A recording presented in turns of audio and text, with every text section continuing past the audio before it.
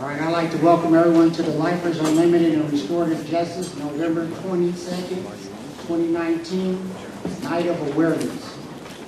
On behalf of everyone speaking, we'd like to say thank you for taking the time out of your schedules. Even the inside guys.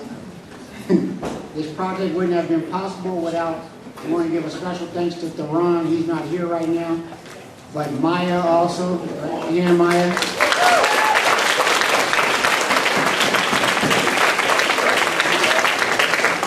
This was kind of their vision.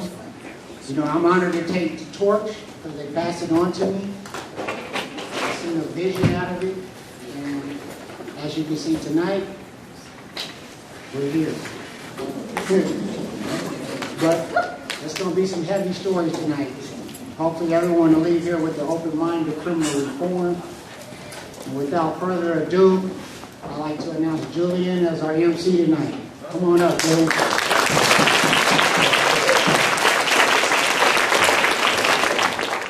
Good evening, everyone. How are you all doing this evening? Yes, everybody made it in okay, yeah? Right, and thank you, everybody, for joining us from the inside and the outside. We appreciate you being here tonight.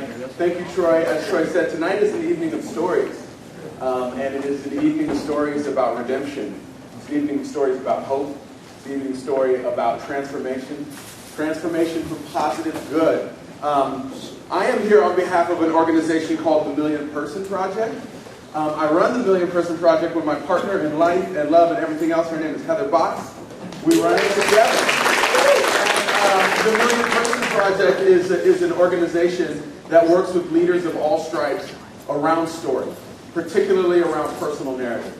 How do you explore, better understand, and share your story in a way that is liberating for you and liberating and inspiring to the people that hear it? And so when my friend and mentor and colleague Jeremy told me about the work that he was doing here, it was an absolute no-brainer that we should come and be a part of this. I came up several months ago to help kick off the exploration and cultivation of these stories, and just have the absolute privilege to be here again tonight with all of you. I've had the honor of hearing these stories, and I promise you you're in for a really special evening. So again, thank you for being here. I talked about the themes. I wanted to call your attention to the inside of your what is this program? Thank you. The program. On the right side, our stories represent us as individuals. Our themes are different, but together they mean overcoming adversity through positive and restorative transformation and hope of redemption. So that's really what tonight is about. Okay, so just a little bit about what to expect tonight. So there are 9 stories tonight. From individuals on the inside of these walls and from the outside. We're going to hear from a little bit of both. 9 powerful stories. There's no intermission. We're going to bring people up briskly, and it's going to be one story after the next. I encourage you to think of it like a movie. It's going to be like an hour 40 or hour 50 minutes. It's like a movie. It's much shorter than the latest Avengers movie. Okay? So I don't want to hear complaints. All right? You're all adults. If you do need to use the restroom, as Troy said, you can talk to the gentleman here, and he'll help you with that. So take care of yourselves. Whatever will allow you to stay present here. 9 stories. At the end of our stories, we're going to have an opportunity for some questions and answers. So I imagine questions will arise, and we'll have some time for that with all of our storytellers, as well as with all the volunteers who've made that, who've helped to make this happen in partnership with the Lifers Club. So thank you to the Lifers Club for hosting us. Thank you all for being here. Did I forget anything? All right, with that, it's my honor and privilege to invite our first storyteller of the night. I want to welcome Robert to the stage.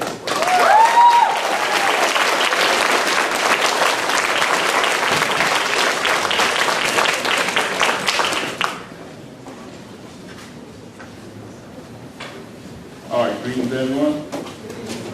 All right, my name is Robert Kelly. I'm 47, and I'm not comfortable speaking like this. I'm generally kind of closed off. It could be the way I grew up, constantly moving, all over the city of Portland. There's my mother, my big sister, and I. Outside of them, I've always been alone. One of those daydreams. I didn't listen to or see what was going on around me, and I looked right through people. Unless they got my attention. Then I had that ability or personality that cut right to the point. And with that, I had very few friends. Those I did have were important to me. I didn't have places to go. And as I rarely had more than one friend at a time, They would soon grow tired of me, always showing up, wanting to be around, a part of whatever was going on. I tried hard to be that guy wanted around. Needing to be that guy as a loner meant being the guy over there, the one they would talk about but didn't know. Their perceptions of me led them might have an influence in the wrong way with the wrong people. I received my life without parole sentence for being responsible for the 1994 murder of Mr. Roger King, a family man just doing his job. I had just turned 22 and had a 14-count indictment strung for 4 crimes, armed robberies, and the weapon possession that was with it. Felony, since I was already under federal supervision for previous weapon possession. And I was guilty of everything the DA said I did and more. I open with that to give perspective, background. I'm about to try to tell a piece of my story with a focus on some of my growth from that 22-year-old in the quarter century of my life since I've been here. And to be clear, I'm not mad. I'm sad, depressed, but mostly I'm responsible for my situation. And I've been changing a lot since I got that life out without hope sentence. I've had some big turning points, some of which I'm about to share. The first came after I read my PSI. That's a psychological evaluation report I received before I was sentenced. And it was good, all the way up until that last paragraph, where it basically read, I'm a liar, manipulative, and can be whoever I need to be in any given situation. So, now picture this. I'm in the visit room here at the prison with my mother, my big sister, the mother of my infant daughter who was in my arms. The most important women in my life, women that I know love me. And I'm venting about what the psychologist wrote about me. I look at them, in the middle of my rant, and they look everywhere but back at me. Down to the right, to the left, eyes roll to the ceiling. They all agree. Women who can't agree on anything. This is the truth of how they saw me, the women that love me most. So I storm off in the playroom with my daughter, telling her the fairy tale about the 7 dwarves painted on the wall. But I changed. That's number 1, on the spot. No more lies. Be real, one person, all the time. Now, I went a little too far with that first, too hard, too cold, but it was a start. And for all our differences, my daughter, a grown woman now, can never say I lied to her. A short while later, I was sent to the intense management unit. Now, that's better than 20-hour-a-day long-term isolation. If you know the show, think Lockup on MSNBC. Now, in IMU, only your immediate family were allowed to visit. I had a young daughter, but her mother was not my wife. I wrote and spoke to everyone. Finally, I got the approval that she, my daughter's mother, could bring her down to visit. I was even given a phone call to relay the good news. What was her response to this good news? What made me think she would bring our baby to see me behind the glass? That's not good for her, a child. Never going to happen. I was crushed.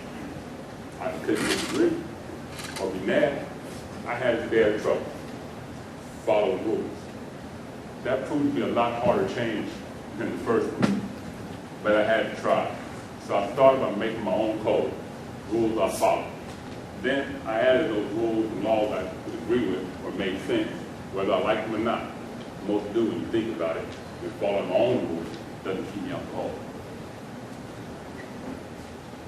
The third event that moved me that I like to share came with the death of my father.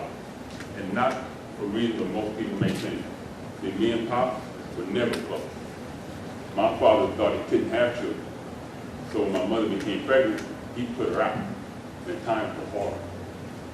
Years later, my father's new wife became pregnant, and he discovered he couldn't indeed have children.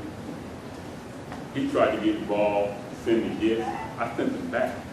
You see, my opinion of him was already formed, and I had a bad taste to take this time of his death to say something. Well, our similarities were quickly pointed out, and how he was way more involved in my life than I was in my own child's life. When was I going to let it go? Change number 3 is about forgiveness. and I was not a forgetting person. I once speaking to a friend for 10 years over a small disagreement. I needed to be able to let things go, the ability to forgive. And that proved to be a huge and fundamental change in me. The fourth change I'd like to share actually came when I was with a friend of mine about how he was always acting out, always getting in trouble. The example he was setting in the misuse of his influence. As he stormed off one way and I got ready to leave, some older brothers I knew and respected sitting on the nearby bench asked me, whom was I talking to? Him, referring to my friend walking away, or myself. Now, by this time, I wasn't getting any trouble or acting out. I was following the rules, but I was still alone. I had influence, but I stayed out the way, did my own thing, kept my own count. When there was times I should have been speaking up. So I started to get more involved with my community, and what I now look back and call tactical positivity. With that positivity, engagement in leadership, I have made a difference. There was times the DOC should have cut me a check.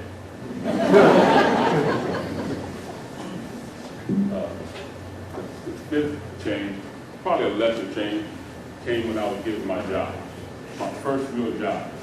And basically, it felt good to learn a skill, a real skill, and earn a check. It probably boils down to working for it.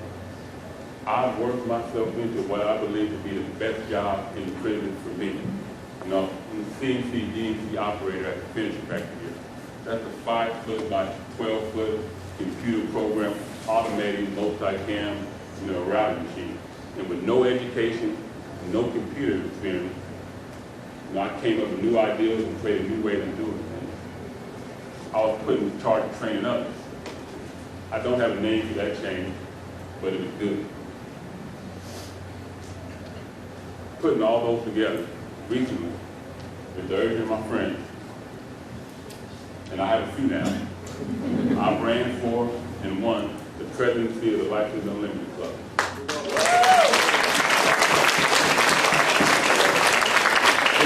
This was a big deal, not just for me.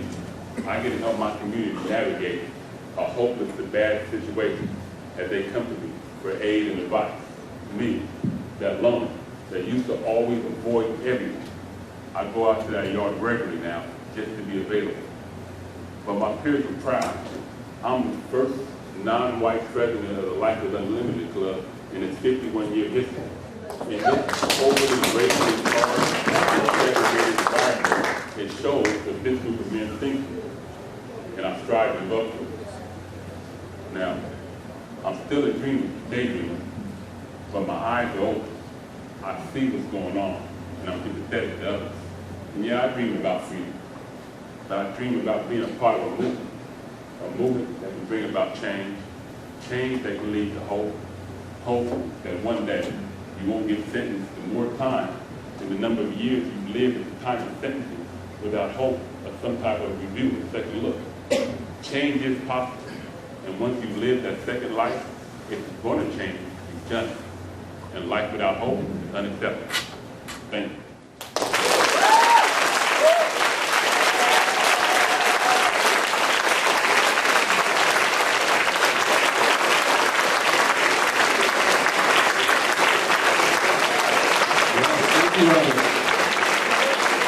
Thank you, Robert. Jumping us off. Thank you, Robert. I'm going to invite our next speaker, Troy, to the stage.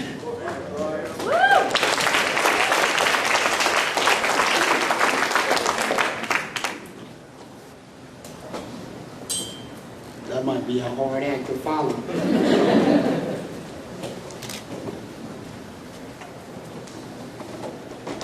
How's everyone doing?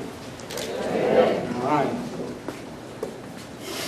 Does society believe in redemption? Should we be defined by our worst mistake? Isn't life about second chances? Let me tell you about our mother's unconditional love, redemption, and hope. October 5th, 1997 is forever weaved into my fabric. That night I destroyed 2 family lives, Philip Robinson's in mine. I was a 20-year-old kid who took Philip Robinson's life and condemned my own. I say kid because I didn't know what it meant to be an adult. I might have been doing adult things, or so I thought. But I could barely take care of myself, let alone my girlfriend and one-year-old daughter. Why am I here? It's not because of one night. It's because of the poor choices I was making in my life prior to October 5th, 1997. There were many warning signs telling me I'm headed down the road of destruction, but my blinders were up. This in no way defines who I am. I stand before you with many flaws. But that's not who I am. I'm a son, father, grandfather, uncle, nephew, friend who loves the outdoors. I was a scrawny, sickly little kid with dark circles around my eyes who got sick if the wind was too loud. But that didn't stop me. My mother would always double my socks up before I went anywhere. I always wondered why. And she said because my legs were so skinny, she didn't want the other kids teasing me. Even back then, she knew kids could be cruel. She always kept her arms around me and let me know I was special. It meant a lot because my father wasn't around to shake me. She showed me persistence, hard work, and dedication pays off. I say that because childcare was her passion. She did it from home for many years. With her persistence and hard work, in 1995, she was finally able to open up her first child care center called Happy Bear Daycare. I still remember that smile on her face when she opened those doors for the first time.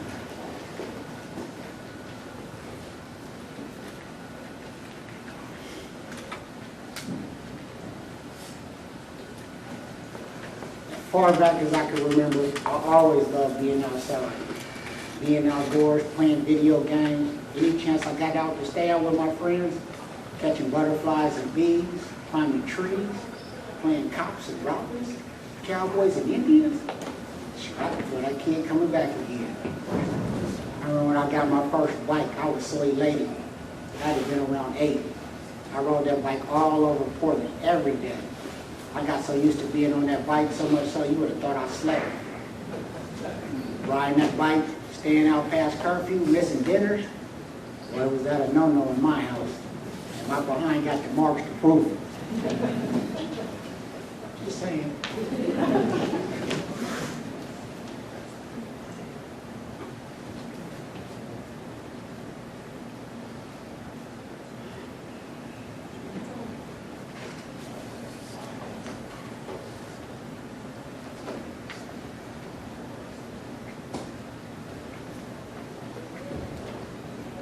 Family was close growing up. My 2 aunts and uncles were less than 2 miles from us, and family dinners were a must. Now my time is spent playing in the visiting room with my granddaughter, finding play structures and reading her books, letting her know the importance of an education, and if she puts her mind to it, she can be whatever she wants to be. Earlier I told you I was a scrawny little kid with dark circles around my eyes. I got teased a lot because of it. So much so that in the beginning of 1989, there was a movie being advertised called Beetlejuice. And one day I got into it with this girl at school, which we both liked each other quite as kids. So she said, "You know who you look like?" Me being me, "No." "You look like that character in that new movie, Beetlejuice." I tried to come back with something, I mean anything, but I couldn't muster up the right words. Man, did I pay for that. All the kids kept ragging on me day in and day out, saying, "Beetlejuice, Beetlejuice." Months went by, and it seemed like every day I was fighting because someone was calling me Beetlejuice, Beetlejuice. After a while, I began to embrace it. It would later become a name associated with pain, sorrow, and shame.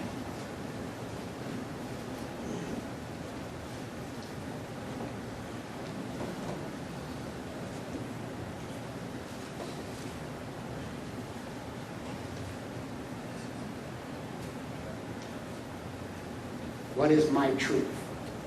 My identity? My authentic self?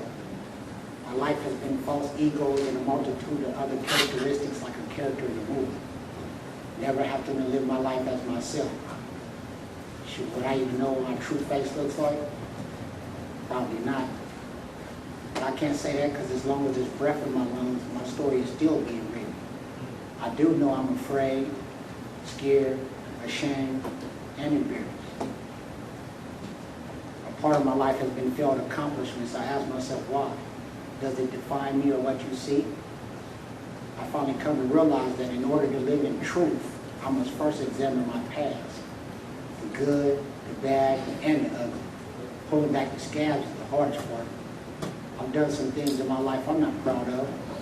So I ask myself, who am I? Where did that vibrant kid who loved the outdoors go? No, I just suppressed that kid and adopted a false identity. I figured if I took on this false facade that others placed upon me, I wouldn't be the book. I would become the book. Looking up for the little guy, that's not who I wanted to be. I wanted to be feared and respected amongst my peers. That's all the validation I needed. I wanted to prove that I wasn't to be messed with. Another false perception in itself. But in actuality, I was afraid of what others would think about me. How does fear bring respect? Looking back, they were never my peers, just folks I tolerated. Platonic relationships create stories, which in turn creates false identities. I see that now. October 2003, sitting in solitary confinement, reflecting on all the mistakes I made and the life I took. That's when it clicked. Being feared and respected didn't mean shit. I no longer wanted to be what others perceived me to be. I made a choice that day to not be defined by my past. To not be defined by my past. A part of me has been failed accomplishments. I ask myself, why? Does it define me or what you see?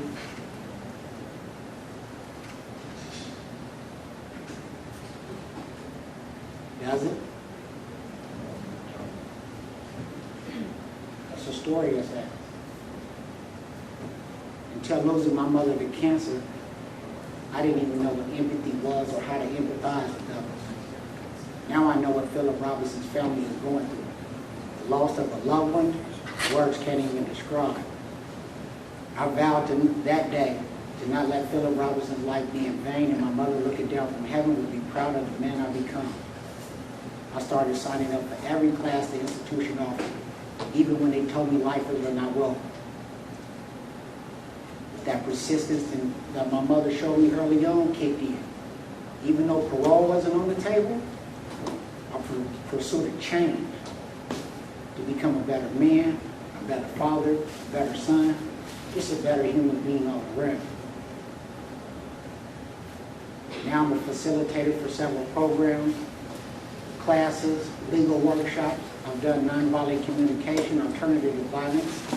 I teach the younger and older prisoners about hepatitis A, B, C, HIV, and STIs. But that's not all I do. I've done fundraising for the inside community and the outside community. I also joined the hospice team. And in many ways, hospice has allowed me to see me. Serving life without the possibility of hope, one day proved hospice might be a reality for me. Don't let the worst thing I've ever done in my life define who I am as a person. I've shown significant remorse, stay committed to atonement, and believe a second chance should be available. Now all we can do is call upon society to not give up hope in us, especially those like me serving life without the possibility of parole. We all deserve a second chance. That's why I believe life without the possibility of parole should be abolished. And with that, thank you.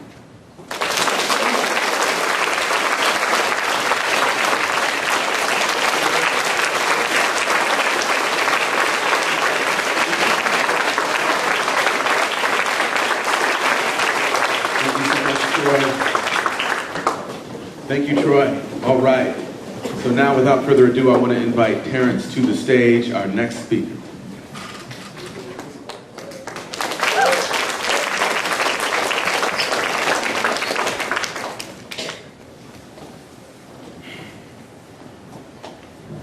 Hello, good evening. Education, a way out and a way forward. The lessons I've learned as an adult has given me the foundation to build the character of man that I'm doing my best to grow into. Going to college while incarcerated has become my second chance of receiving an education that I didn't care to receive when I was younger. Now I use my informal and my formal education to prepare myself for a world that's full of opportunities. In middle school and high school, I developed issues of anger, frustration, and resentfulness when I realized I was being treated differently where I lived and at school. One teacher told me school was not for me. After that conversation, respect for school and learning lost its importance. My name is Terrence Tardy. I'm 37, I've been incarcerated for 16 years, and I'm a first-time offender. Issues as a child came from all the emotions I experienced, such as loneliness, sadness, from moving around and having to make new friends every 2 or 4 years. I never had a problem making new friends. It was leaving them and becoming detached from them that was so hard for me. So it just became easier for me not to connect with people outside my family and find ways to enjoy my own company. Growing up, my mom and I never had a close relationship. She had the heart to be a mother, but the drugs got the best of her. My mom's lack of presence made me feel abandoned, and soon resentment grew, which I still hold on to like a safety blanket. I remember her sitting with me and having to read to her for hours. I never forget when to go outside and ride my bike, and her forcing me to sit down at the kitchen table while she helped me with my homework. She did her best to instill in me the importance of school. It would be years later and rude teachers who would discourage me from learning, making me feel that I wasn't smart enough for school. The one thing I always remember is that my mom teaching me how to count money, telling me I had to learn so people wouldn't cheat me when I got older. Today I still enjoy counting my money. When drugs got the best of my mom, my dad was there to keep me from falling. My dad sent me to schools out in Beaverton instead of Portland because he felt there was better opportunities. Being the only black kid in the class, the white kids made sure to let me know that I wasn't right there and they did not like me at all. Over time, that feeling became neutral. No longer did I go to school to learn. I went to fight my bullies and anyone else that had anything else to say about me. I remember being in line for a music class and this kid named Kevin called me on my name. I pushed him as hard as I could and he hit his head up against a brick wall. I had to go to the office. It wasn't an issue of him calling me on my name. The only concern was if he had a concussion or not. I was suspended for a week. And at home I wasn't disciplined because I stood up for myself. Kevin never called me on my name again. School didn't teach me about plate tectonics and how the earth operates. It wasn't important or mandatory for me to learn about cell structure in biology class and how the body works, which is crazy because in college, those are some of the classes I enjoyed the best, I enjoyed the most. Maybe I could have been a scientist or a geologist. I was never exposed to the things in school that I had an interest in. I remember expressing to my teachers that I did have an interest in taking some of the classes. School didn't teach me how to dream of the future that I wanted. I learned that skill from the men in prison who lost their dreams. They didn't want to see me lose mine. Because if you have no dreams, you have no hope. And if you have no hope, how are you going to make it through 25 years in prison? At Sunset High School, there was only a handful of blacks. I thought things in school would be different now that I was a freshman. But the older I got, the bigger I grew. The more I was seen as a young black teen. And in America, that's seen as a threat. And soon, I started to be treated as such. One night, after walking back from a Friday night football game, Washington County Police saw 3 black teens. They stalked us, drew their guns on us, and swore we was from some Portland gang and didn't live or go to school in the area. We were only 16 and 17 years old, just a few years older than Trayvon Martin, who was also a young black teen who was shot and killed walking back from a neighborhood store. Someone saw him as a threat as well. That night was the first and only night I ever had a gun cocked and shoved in my face. In that moment, my life was no longer in my hands. That night, everyone that didn't look like me became my enemy. And being treated as a threat opened the door for me to embrace the attitude and stereotype of being a young black angry male. Little did I know, being harassed by the police was some sort of weird rite of passage for black and brown boys. What made it worse is that the football game had just ended, and all the white parents and the team players just drove by and didn't say anything, as if we weren't at their house the night before for a team dinner spaghetti. I don't know if it would have made a difference if one of the parents would have stopped and told the cops, hey, we know those kids, they go to school with our kids, and they play sports with our kids. But they did it. And to me, that further instilled in me that I was not a part of that community. That encounter with the police taught me to fear and hate cops, leaving a hostile and disrespectful taste in my mouth for them. In high school, I grew up not having the emotions, the emotional tools, or the experience needed to handle my new hostilities and anger. Ignoring them led to deeper aggression, which became violent. Beating up people at school that didn't look like me became my outlet. My dad replaced that outlet with football. I excelled because it was a way to violently express myself, and I got praise from my coaches and a few PSU coaches for doing so. To be honest, it was just a different way of me taking out my anger on people. Little did I know, I was being groomed to be more violent. The bigger in size I grew, the stronger I became. I was proud when my name was pinned up on the wall in the weight room my junior year for being a member of the 900-pound club, which consists of the bench press, the squats, and the deadlifts. I wasn't encouraged to go to class, but I was always reprimanded if I didn't show up in the weight room. Other kids were learning from the best classes and the best teachers that my school had to offer, setting them up to be highly recruited by colleges. I was only learning how to be more violent. And from where I stand, life after high school, for a young black male that's aggressive, is either the grave or prison. And here I stand. It would take years of nonviolent communication classes, thinking for a change classes, along with insight before I would learn how to be aware and manage and utilize my anger in a productive way. Education served no purpose for me other than learning my football plays. I can still tell you if the offense is running and passing, but I can't tell you what I learned in class.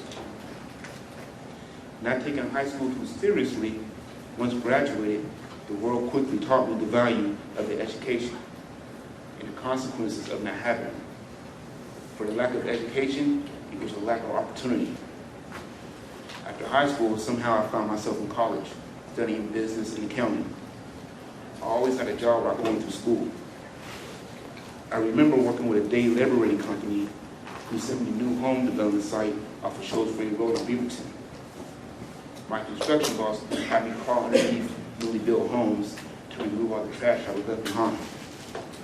Once I was done and I was finished, I went to his trailer cold and covered in mud. I found him with his feet kicked up and he was warm. I asked him, how do I get a job like yours? He told me I had to get an education, and without one, I wouldn't survive. That conversation led me to think that there had to be an easier way of me getting money than what I was doing. And soon, I got into selling weed on a small level. That's before it was legal. But for my results, I received a life sentence with the possibility of parole after 25 years. Cameron and I both sold weed.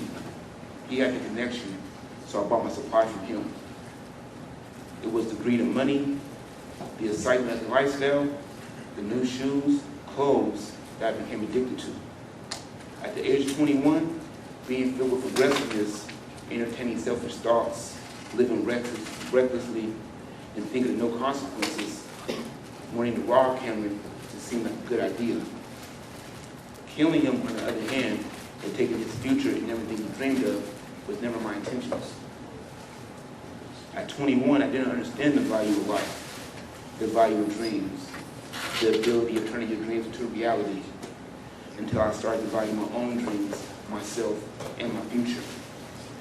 And if you don't value yourself, then it's easy to devalue the next person. The biggest regret in my life is taking from Cameron what I value so much. And that's the opportunity of living up to my full potential. Cameron never had the chance to live up to his. I feel the lack of education caused my outlooks in life and my opportunities in life to be boxed in. Education became important to me when I discovered how I can benefit from it. Education invites you to look outside the box. I've learned that there has been someone before me who has accomplished and prospered what I dreamed of.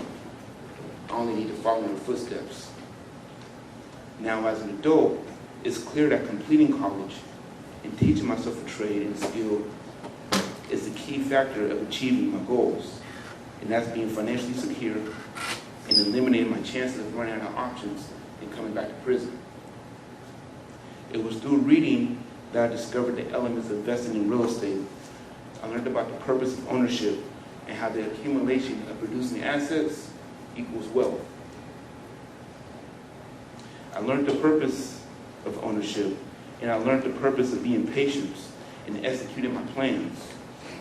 Reading also helped me change the outlook that I have, giving me more options and the ability to dream and dream big.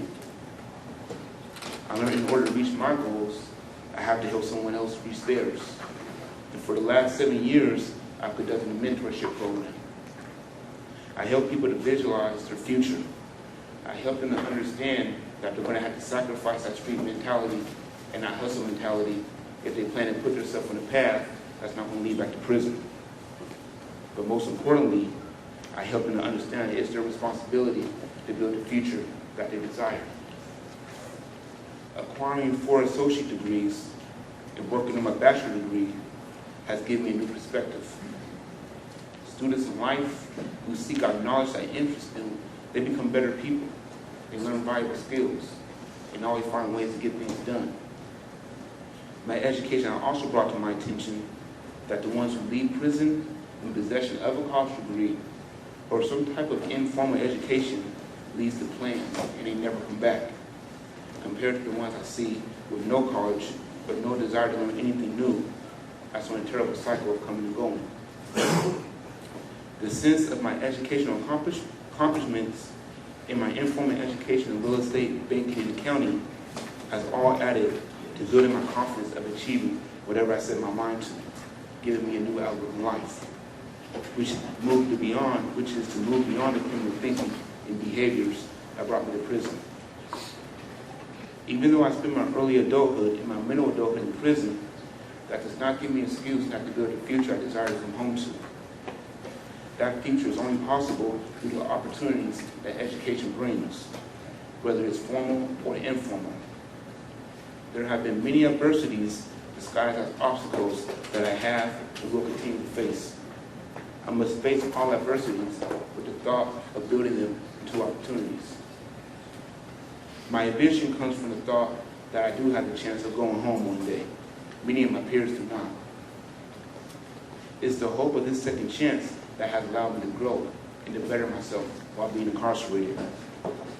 That's why I express how it's a blessing to have the chance to chase your dreams.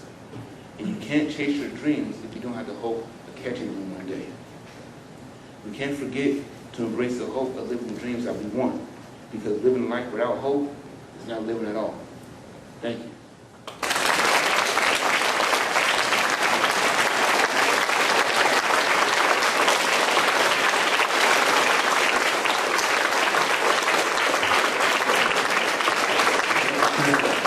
Thank you, Terrence. Thank you all. I want to invite our next speaker to the stage, one of our volunteers, Leah. Get the mic.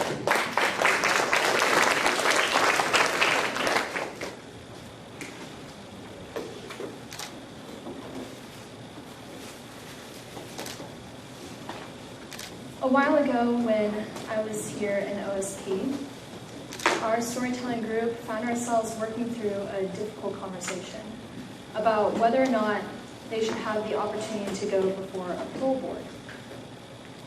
Now the conversation went something like this. Do we deserve to be free? Someone asked. A reply, we don't deserve anything. We took someone's life. Someone else said, well then, can we earn freedom? Someone finally said, we should have the possibility to go before a parole board, the possibility of getting outside of prison, because that is life with the possibility of hope. And what is life without the possibility of hope? My dad, Mark Olson, was diagnosed with ALS on February 5th of this year. ALS, or amyotrophic lateral sclerosis, is a neuromuscular degenerative disease where your muscles slowly become paralyzed and you eventually lose the ability to breathe. The average lifespan is 2 to 5 years. Me and my brothers thought we were coming home to celebrate my dad's 59th birthday, but it was then my parents broke the news. And we soon grew to understand the life-altering, horrific impacts of this diagnosis. The loss of muscle, of sleep, of breath, most importantly, of life. Now, let me tell you a little bit about my dad. He's a 6'3", chicken-legged, skinny, tan, handsome, mechanical engineer guy. He loves to adventure around cities with me. And he reads the comics in the paper every morning. He is strong, independent, and determined. In a recent interview, my brother Bradley, who's actually here, summed it up perfectly. This guy is a sturdy champion. As I look around the room at a lot of familiar faces, I too see champions. People who care for loved ones and build communities and make sacrifices. And do you know what champions do? They fight for hope. Life with the possibility of hope. My dad has run many marathons in life, in work and marriage and raising kids, 35 actual marathons, 16 in Portland, then 2 in Boston, capital city, and more. Ever since I was little, he would give me the rose at the end of the Portland Marathon. And it was little moments like that that grew this dream of mine to run my first marathon with my dad. But with the onset of ALS, I knew that dream would never be fulfilled. He would never be able to physically run the 26.2 miles with me. But I slowly grew to understand that he was running his own form of marathon alongside me in his fight to defeat ALS. So about 2 months ago, I decided to sign up and ran the Portland Marathon.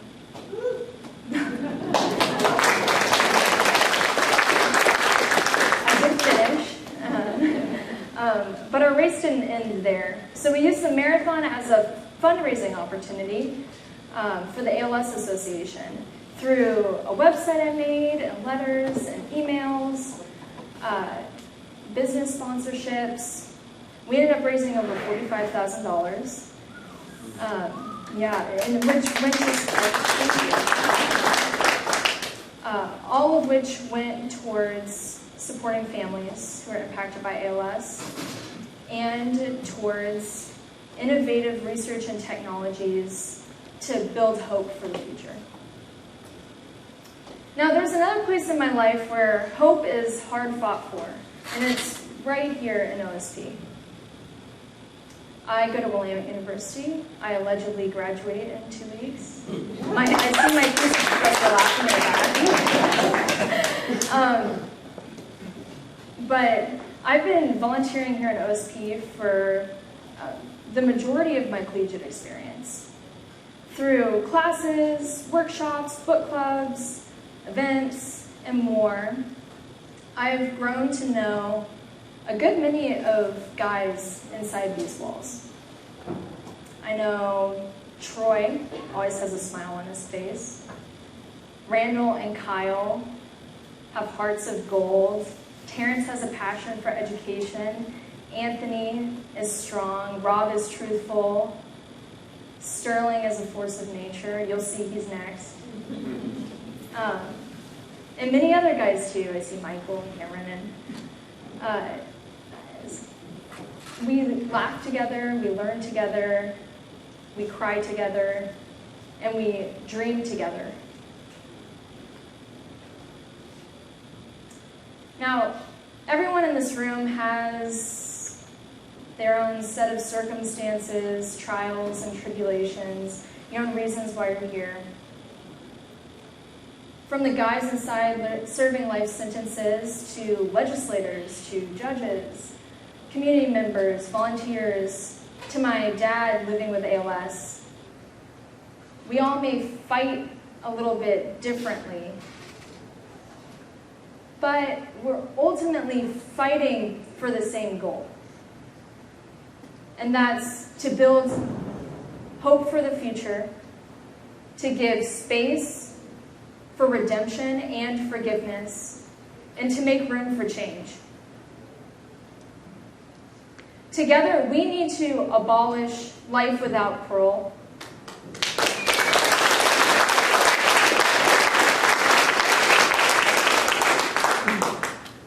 Because that is life without the possibility of hope. Thank you.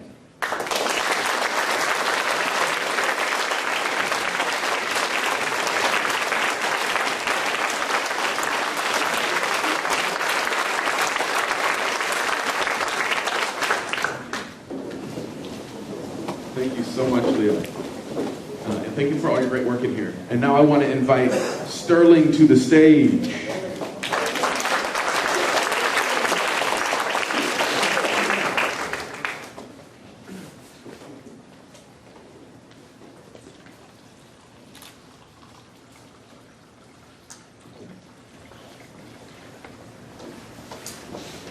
In the fall of 2016,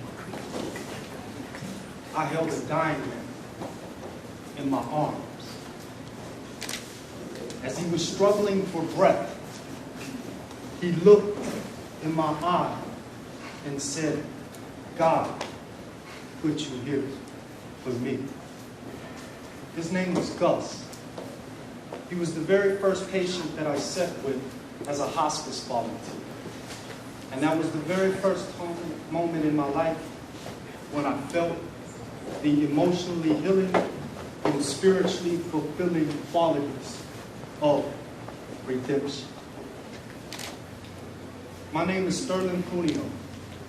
I am a 42-year-old spoken word poet, recently named the year 2020 Arts for Social Justice Fellow, as well as the 2019 Oregon Literary Arts Fellow, the two-time award-winning author and currently enrolled undergrad at the University of Oregon, where I am 12 credits shy of my bachelor's degree in fine art.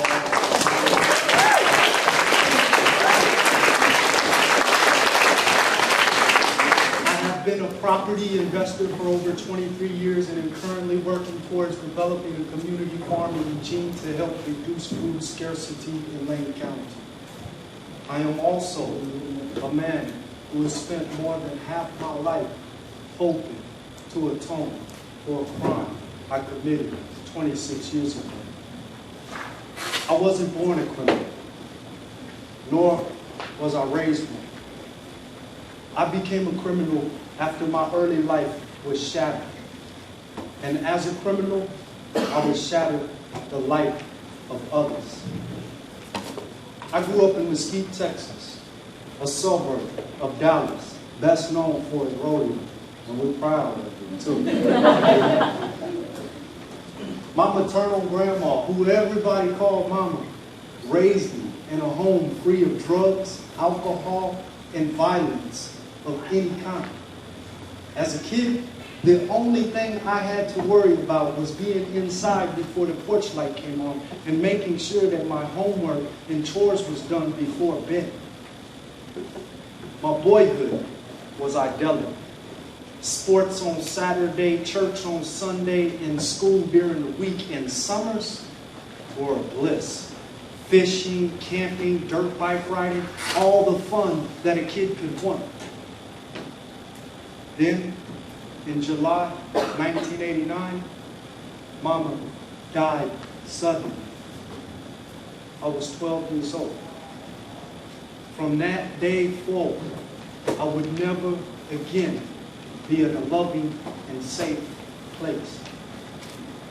Shortly after her death, I was sent to live in Portland, Oregon with a 22-year-old uncle inside of a party house that also functioned as a hub of criminal activity. I slept on the couch.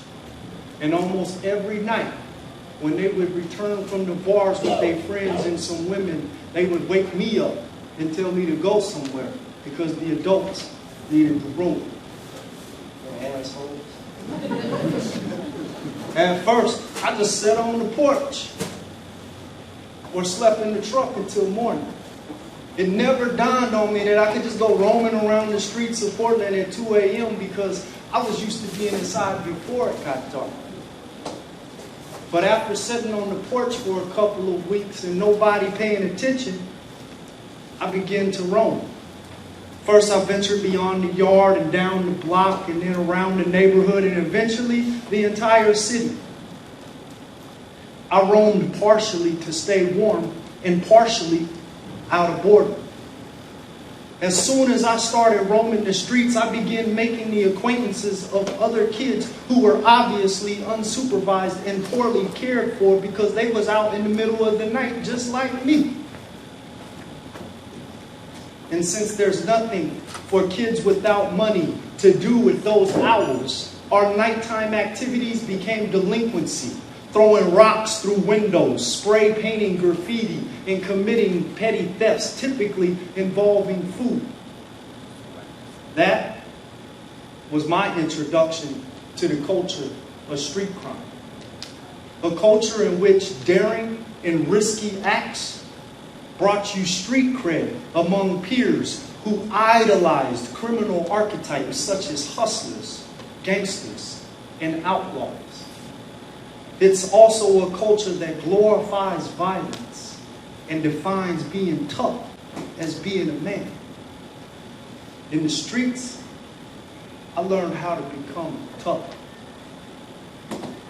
Inevitably, my delinquency led to arrest and subsequent placement in group homes for troubled youth and juvenile detentions. Yet even there, the toxic masculinity of the street culture was not only prevalent, it was even more concentrated. My time in juvenile corrections only hardened me and expanded my network of criminally active youth who I continually sought to impress and establish my reputation among. A reputation as a thug. A reputation that became my identity. And with upholding it, which in turn increased my popularity, motivated all of my behaviors. As a teenager, popularity meant more than having girlfriends and being invited to parties. To me, it was connection, inclusion, and a sense of belonging. On the night of January 15th, 1994, while at a house party where I was among the youngest, I was called out by a fake thug named Odie. An older guy who had been in and out of prison multiple times and was viewed as a street life celebrity by a group of kids too immature to realize this guy was a fucking idiot. "You ain't shit," he said in front of the whole apartment. "You just a fake thug acting." He continued to challenge the reputation that I, at 16, believed more important than anything. Fearing humiliation and isolation and ostracization from my peers, I left the apartment on a mission to prove myself gangster.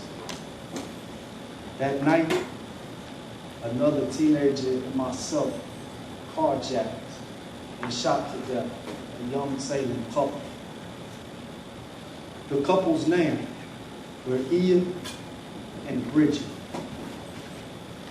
Although at the time, I didn't care about their names nor who they were. I held no regard for their existence and how precious they were to their friends, family, and community. I certainly didn't consider the inherent value of their humanity.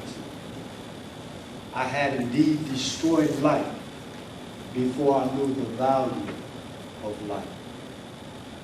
The next day I was arrested and within a few months sentenced to a de facto life without parole and sent directly to an adult prison, where it would take me nearly 10 years before I began to feel any remorse for the people I hurt. In my early 20s, I began to rethink what it meant to be a man and no longer subscribe to the culture of street crime, but I did not make an emotional connection to the emotional depth of suffering I had caused so many. That wouldn't come until years later, towards the end of my 20s. It happened one night while laying in bed, reading Sophie's Choice, a book about a mother who lost her 2 kids in the Holocaust. And as I lay there pondering how these fictional characters must have felt, it triggered a real-life association that flooded me with grief and guilt as I finally felt the full weight of the harm and the damage that I did to Ian, Bridget, their friends, family, and many other unnamed people in various fashions and in various forms. In an instant of empathy, I felt the pain that so many had suffered because of my actions. Prior to that, any introspection, internal work, or personal insights had all been self-focused. But the paradigm shifted. It was no longer about me, but now it was about others and how my life had impacted people. Needless to say, I couldn't think of any good my life had brought to the world. Nothing. I was devastated. Regret that she had tortured my soul. I slipped into a serious depression and found such little meaning in my own life that I planned to end it as a final testimony of the remorse I carried. But I couldn't do that. There were a few people in my life who loved me, and it would have hurt them deeply had I committed suicide. And the thought of hurting anybody else was so unbearable that I knew with certainty that I could never again take another life, not even if it was my own. But that decision to live sparked an existential crisis. Not only was I depressed, but now I became confused. Like that. If I couldn't live with who I was, but I couldn't take my own life, what was I going to do? Although not easy nor quickly, I came to understand that if I didn't like who I was, but I had to keep being me, then the only solution was to become somebody that I could be proud to be. Somebody that contributed good to the lives of others. Whereas I understood that I could never undo the damage I caused, I could spend the rest of my life as atonement. I could become somebody who lives my amends. Fueled by ideas of somehow redeeming myself through righteous living and helping others, I set out to become the best person that I could be, starting with character development. I committed to nonviolence, made vows of authenticity, took every class and self-help group available, and after I took them all, I created and facilitated new ones. I began using my personal influence to benefit others through peacemaking circles and mentoring younger guys on goal setting and how to help develop the person you want to be. The instant I had a tiny bit of success in my life, I began thinking about how to help people beyond the walls and made rental units available for low income and re-entry housing, created work opportunities, and made charitable donations to various organizations. I began to care about people actively and began honoring the sanctity of life. But most importantly, with conscious and deliberate effort, I began to practice love in a place where it's considered a 4-letter word. In the beginning, my search was to ease the guilt that I carried while doing the best I could to make amends for all the people that I hurt. But over the course of the last decade, I've discovered that it feels good to do good. And it has the ability to transform darkness into light. That's why I became a hospice volunteer.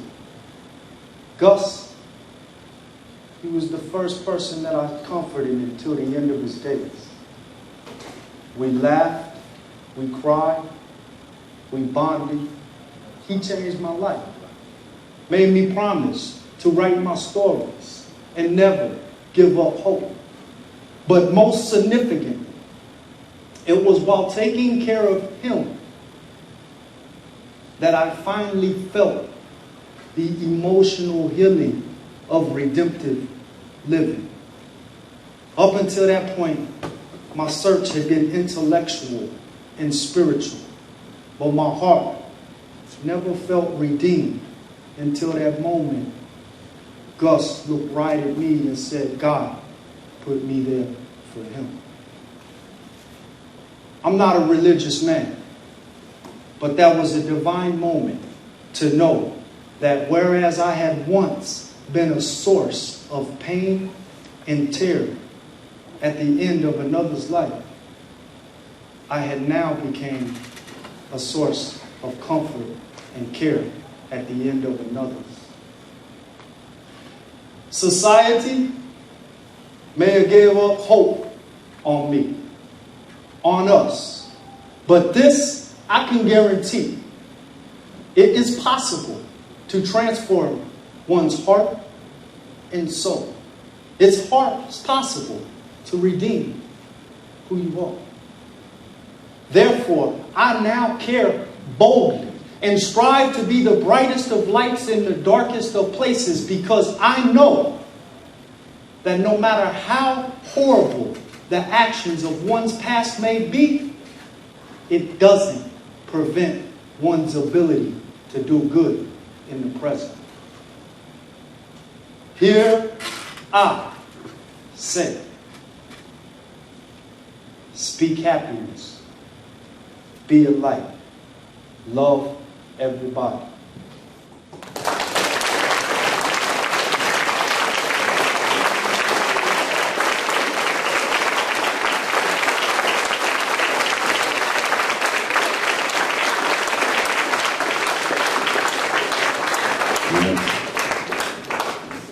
Thank you, Sterling. Let's take a breath here. We didn't come to play tonight, did we? All right. And with that, I want to welcome our next speaker. Kyle, please join us.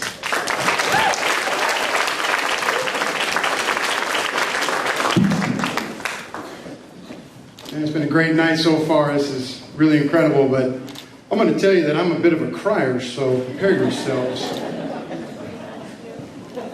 I remember my last day at school.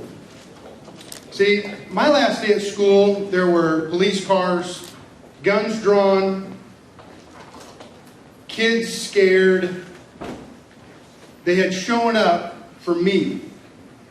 See, I had called them. But that really isn't where my story begins. See, I grew up in a very, let's just say, my mom was definitely not expecting to have a child when she was in the 9th grade.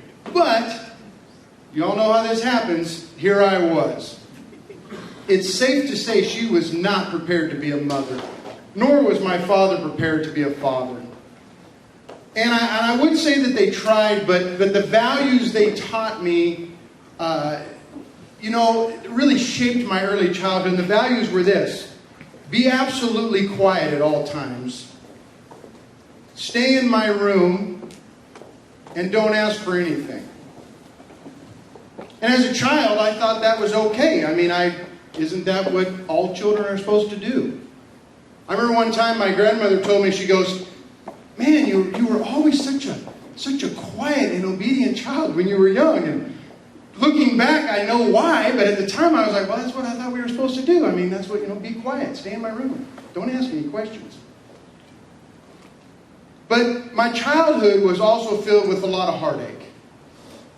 See, because my mom was so young, I became the object of her lost childhood. And so she would remind me of the life she missed out on because I was born. And at the time, I thought that was normal. I thought the kids ruined all their parents' lives. I didn't find that out till later, that that's not always the case. And she hid that pain, she covered that pain with drug abuse, alcoholism, and parties.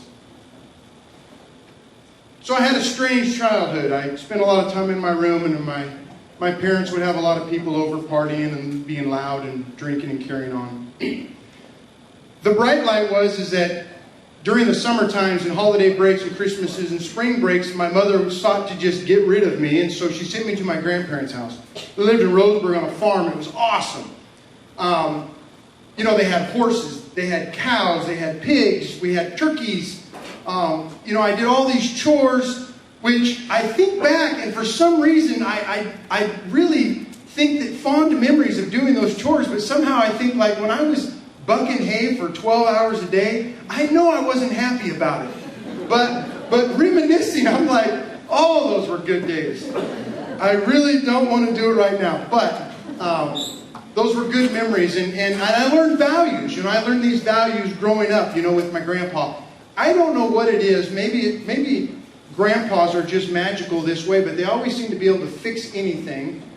They know a lot of stuff, and so my grandfather, probably like many of yours, would challenge me to overcome my problems, overcome obstacles that we would run into, whether it was chopping wood or taking trees down or whatever.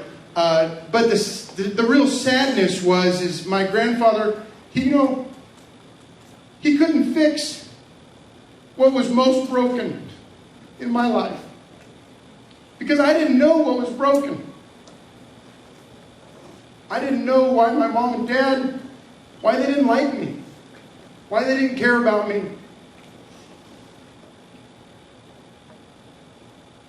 When I was 13, like most 13-year-old boys, I came up with a great idea. I shared it with my younger brother, who was not thrilled about it. I had made up my mind by the time I was 13 that my parents weren't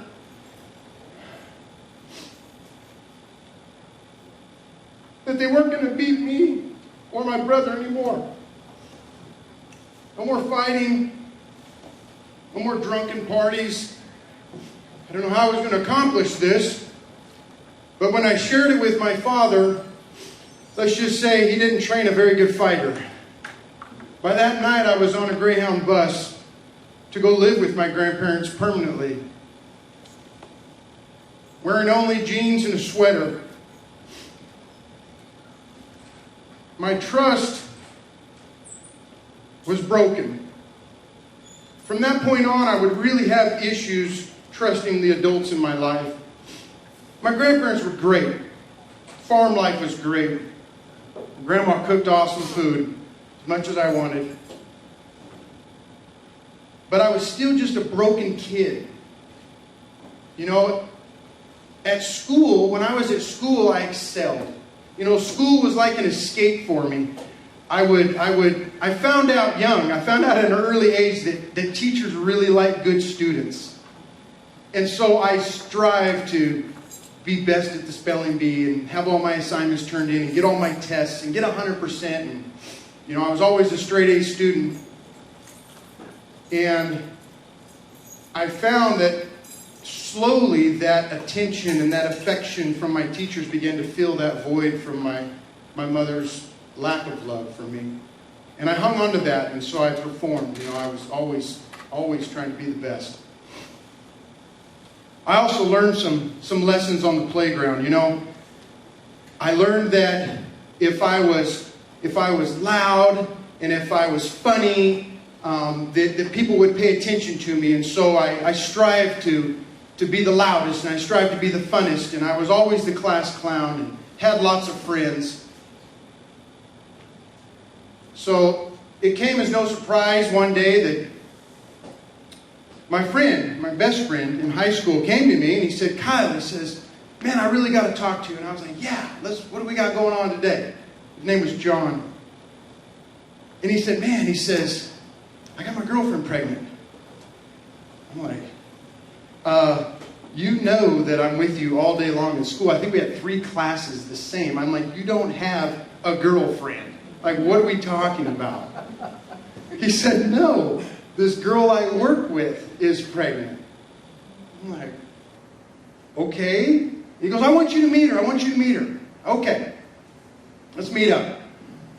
So her name was Misty. She was 22 years old, had her own apartment, and had her life together, or so I thought. And had a roommate, and you know, they were doing their thing. And I really didn't know these people, but this is my best friend John, and his girlfriend's pregnant. You know, I'm like, well, how? You know, what's the plan? And they shared with me, you know, they said, well, we're going to get an abortion. Well, I didn't know anything about abortion. I was like, well, what do you need from me? They said, well, we need money and we need a ride to Eugene. We lived in Roseburg. There was no clinics in Roseburg at the time. So the nearest one was Eugene. I said, well, I don't have any money, but I have a car and I'll help out. I'll do whatever I can. So they said, well, don't worry about the money. We got a plan. And whenever high school kids and strangers say they've got a plan, I know now to go out the door. So the plan is for me to rob them at their place of work. They work at a local Pizza Hut. So, well, it'll be fine. You're not really robbing us because it's us. We're not going to fight back. And I had never held a gun before. I had never pointed a gun at anyone. I had never had a run-in with the law. I'd never been arrested. I was a straight-A student. I mean, I didn't know anything about any of this other than what I had seen on TV. Reluctantly, I agreed. We set a date. It was going to be on a Sunday night after a long 3-day weekend with most chance for the most money. There were 7 people in the restaurant when I entered. It was only supposed to be John and Misty. Plan went off without incident. I robbed the Pizza Hut for about $7,000, more than enough money. Just a few days later, John had really poor grades, by the way, so he wasn't allowed to do much outside of school, so I agreed I would also drive Misty, the gal I had just met, to go get an abortion. I'd only heard my mother talk about abortions and how much I had screwed up her life, and I thought, well, I mean, I don't want this future for her, so I'll do what I can. She called me frantically one day at school, posing as my aunt. She called the school's office, and I came running and, of course, answered the phone. She goes, Kyle, you've got to get over here. Her and her roommate, Nikki, were in a fight. As I showed up on the scene, turns out that Nikki had stolen the money, went on a shopping spree. But not only that, it informed John's parents, both local church pastors, of Misty's pregnancy, of me driving her to Eugene to get an abortion, which, as you might imagine, was chaos.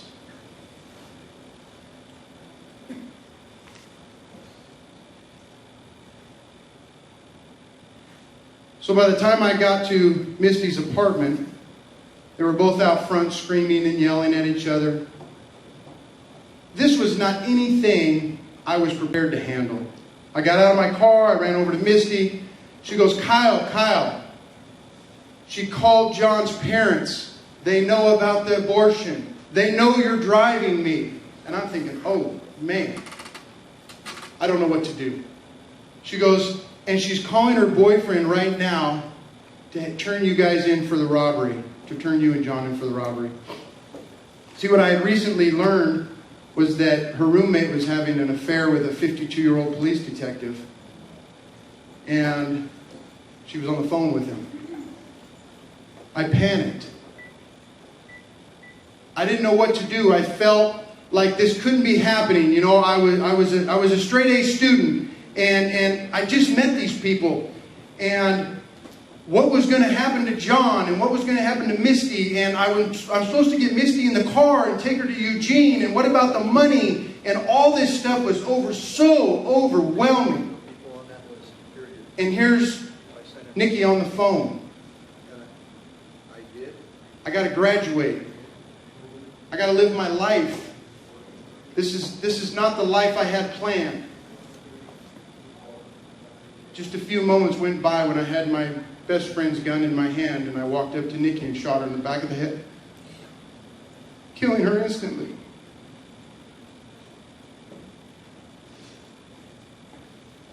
I didn't know what to do. I was crying. I was an emotional mess. I just dropped the gun, ran to my car, and drove away.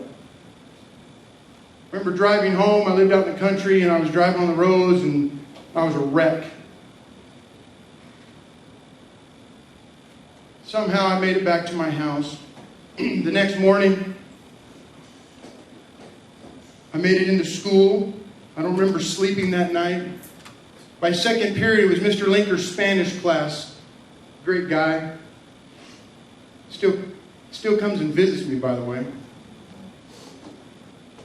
And I just couldn't do it anymore. I asked to use the bathroom, went to the bathroom, I was crying, but I knew where my phone was at in a vacant teacher's classroom, so I went in the classroom and called the sheriff's department and turned myself in. I didn't know what to do, though, so I just sat on the floor of the classroom and cried. After about 10 minutes, I realized they have no idea where I'm at. They're not going to come and get me. So I walked out the front doors of the school, and that was my last day of school.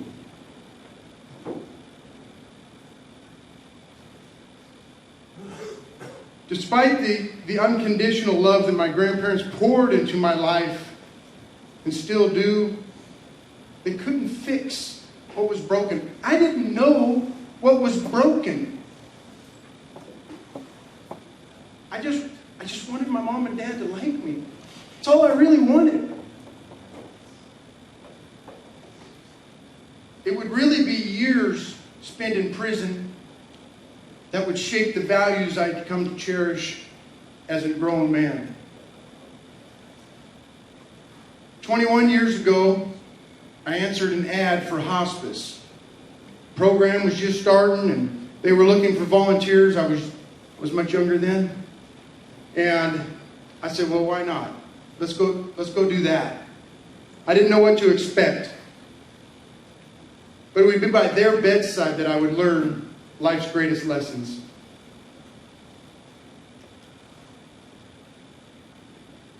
Patients like Danny, I remember Danny would teach me the value of family. His brother and sister came to visit him almost every day until he died from hepatitis C. Bobby was the first gay man I ever met. He would teach me understanding and tolerance when he finally lost his battle with AIDS. And Tejas, this little Mexican drug dealer, I remember picking him up out of the shower and putting him onto his bed, helping him. He was dying from hepatitis C. And he whispered in my ear, he says, "Kyle, you're a good man."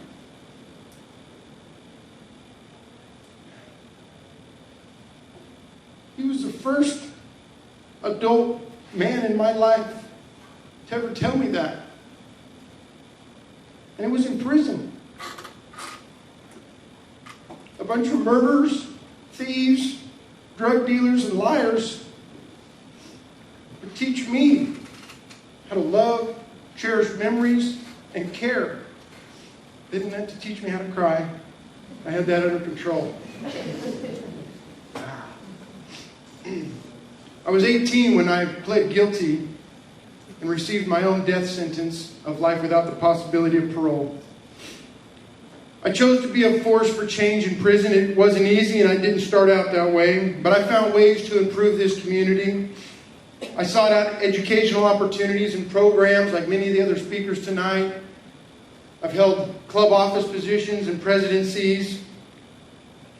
But change doesn't come easy to a place designed for 150 years of security and control, because change isn't secure. Captain once called me down to his office and he said, "Edquist," he goes, "how would you feel if I only approved 1 out of every 100 proposals you have written me?" I had written him many. And I simply said, "Then I will write 200. We need to abolish life without parole. If men and women put in the hard work, they should have the opportunity to be evaluated by the parole board. It doesn't mean anybody's going to get out, but it gives the families, crime survivors, and the community an opportunity to see if who they believe in can change. I feel ashamed and guilty for taking Nikki's life. I've caused unknowable pain and robbed my community of life. It's a choice I had no right to make. I thought prison would be the end of my life, but it was in prison that I actually found purpose and meaning. Thank you.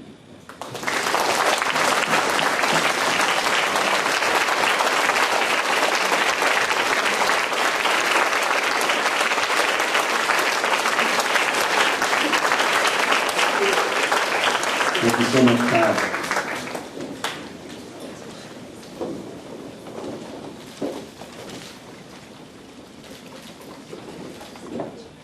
Getting the mics together over here. All right, please help me welcome Anthony to the stage.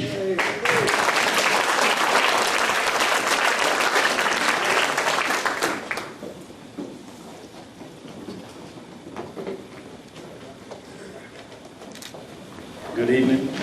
My name is Anthony Pickens. I'm 37 years old. I've been incarcerated for the last 22 years for a crime I committed when I was 15 years old. Tonight, I'm going to tell you the story of a child. The story of a child searching for safety. In 1997, when I was 15 years old, I took a man's life during a robbery. The outcome was I was sentenced to 25 years to life in prison. But see, I didn't just wake up one day and want to kill somebody. A transformation took place. A transformation was started in my home, ushering me into the streets, into a subculture which at one time defined my existence. My mother was 16 years old when she gave birth to me, a child having a child.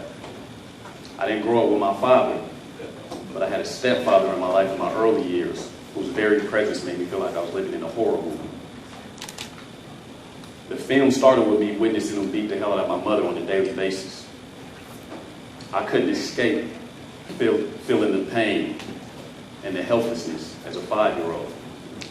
Helpless because I wanted to act, because I wanted to come to my mother's rescue. Helpless because I was paralyzed by fear, afraid of the monster in my field. When I was 7, we moved from Flint, Michigan to Portland, Oregon.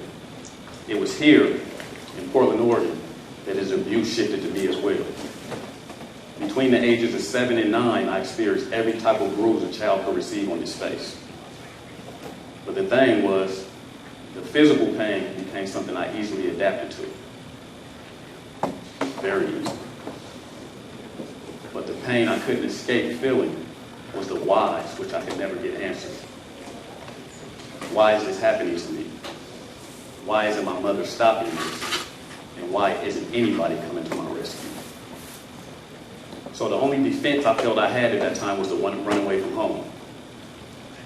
I didn't know where I was going to go, but I knew that anywhere was going to be better than home. But I never lasted more than a day or two as a runaway. After a few times being picked up in the middle of the night by the police with bruises on my face, they quickly stopped believing the I got in a fight stories I would tell them. So I was removed from my home and began a cycle of group homes and foster home living. Initially though, I thought I was safe. I thought I was rescued. But I quickly learned that I just went from one genre of movie into another. See, the group homes were full of gangs. And at 9, I was often the youngest and smallest person there. So the kids would harass me nonstop. So my reaction was to fight. I seen violence in the home. I'd experienced it myself. So it was natural that I just responded that way. But there was one problem. I was one boy, and the other kids fought and passed. So I would always end up getting jumped by multiple boys. See, I didn't join the gang because I had any intention on being a criminal. I didn't join the gang because I had any intention on hurting another human being. I joined the gang as a measure of protection for myself. My family didn't protect me. The authorities didn't because I blamed them for putting me in the group homes. So the decision at about 10 years old was kind of simple for me at that moment. Join one of the packs of kids. I finally felt safe. I finally had somebody to come to my rescue in my time of need. And up until that point in life, that was the only thing that mattered to me, safety. But my need to feel protected and accepted ushered me into a subculture of gangs. And at that time, I didn't even really know what that required of me. The group home fist fights evolved into gang fights into the communities. The gang fights in the communities evolved into shootings and various other crimes. Each step along the way, I was willing to accept what came along with it because I felt like I was repaying the only family I had at that time, the only family that protected me. So I started to transform into what the gang culture required. I started to spend so much time in juvenile hall and Oregon Youth Authority that when I was 14, the state of Oregon decided to try something different with me. So they made arrangements to send me back to Flint, Michigan to live with my grandmother on my mom's side. This started off amazing experience because as soon as I got there, she introduced me to my real father. Both my grandmother and my father explained to me that he wasn't in my life because he didn't want to be, but because my mother and stepdaughter wouldn't allow him to be. And then when we moved to Portland, Oregon, he couldn't find where I was. My father and my grandmother's presence in my life gave me a sense of wholeness that I never felt when I was with gangs. And for the first time in my life, I could just be a kid. My father came to all my football games, all my school functions, and he even taught me how to drive. But the most important thing for me, though, was that I felt safe. Then something changed. Every day after school, I would go to my dad's house with him and his girlfriend and hang out. One Friday, I went there, and his girlfriend was there, but he wasn't. That weekend, I had a football game, and I looked into the stands at his normal spot, and he wasn't there. I scanned the crowd to try to find him, and he was gone. It was like he vanished off the face of the earth. My grandmother didn't know where he was. His girlfriend didn't even know where he was. I was confused. I soon found out from a friend that my father had been buying crack cocaine in the projects to smoke. This explained his absence. See, crack is a drug that takes possession of its users. Their everyday cycle of life is only controlled by chasing after the next high. Where I'm from, it's sort of like a modern-day demon possession. His absence drove me insane. I didn't know how to express the anger, pain, and betrayal I was feeling, so I felt voiceless. So I turned to what I knew best, destruction. I stopped going to school, stopped playing sports, and started being disobedient to my grandmother. She threatened me on several occasions to send me back to Oregon to live with my mother, But at that point, I didn't care. I was already used to being abandoned anyway. When my grandmother found out that me and a friend burglarized a police officer's home, she made good on that threat and put me on an airplane back to Portland, Oregon. Came back to live with my mother. At this time, my mom was no longer with my stepfather. But the thing was, in my mind at 15 years old, it was her fault that I got abused as a kid. It was her fault that I didn't know my father growing up. And it was her fault that I ended up in group homes and foster homes. Group homes and foster homes, she didn't even come see me. So I was filled with pain and anger.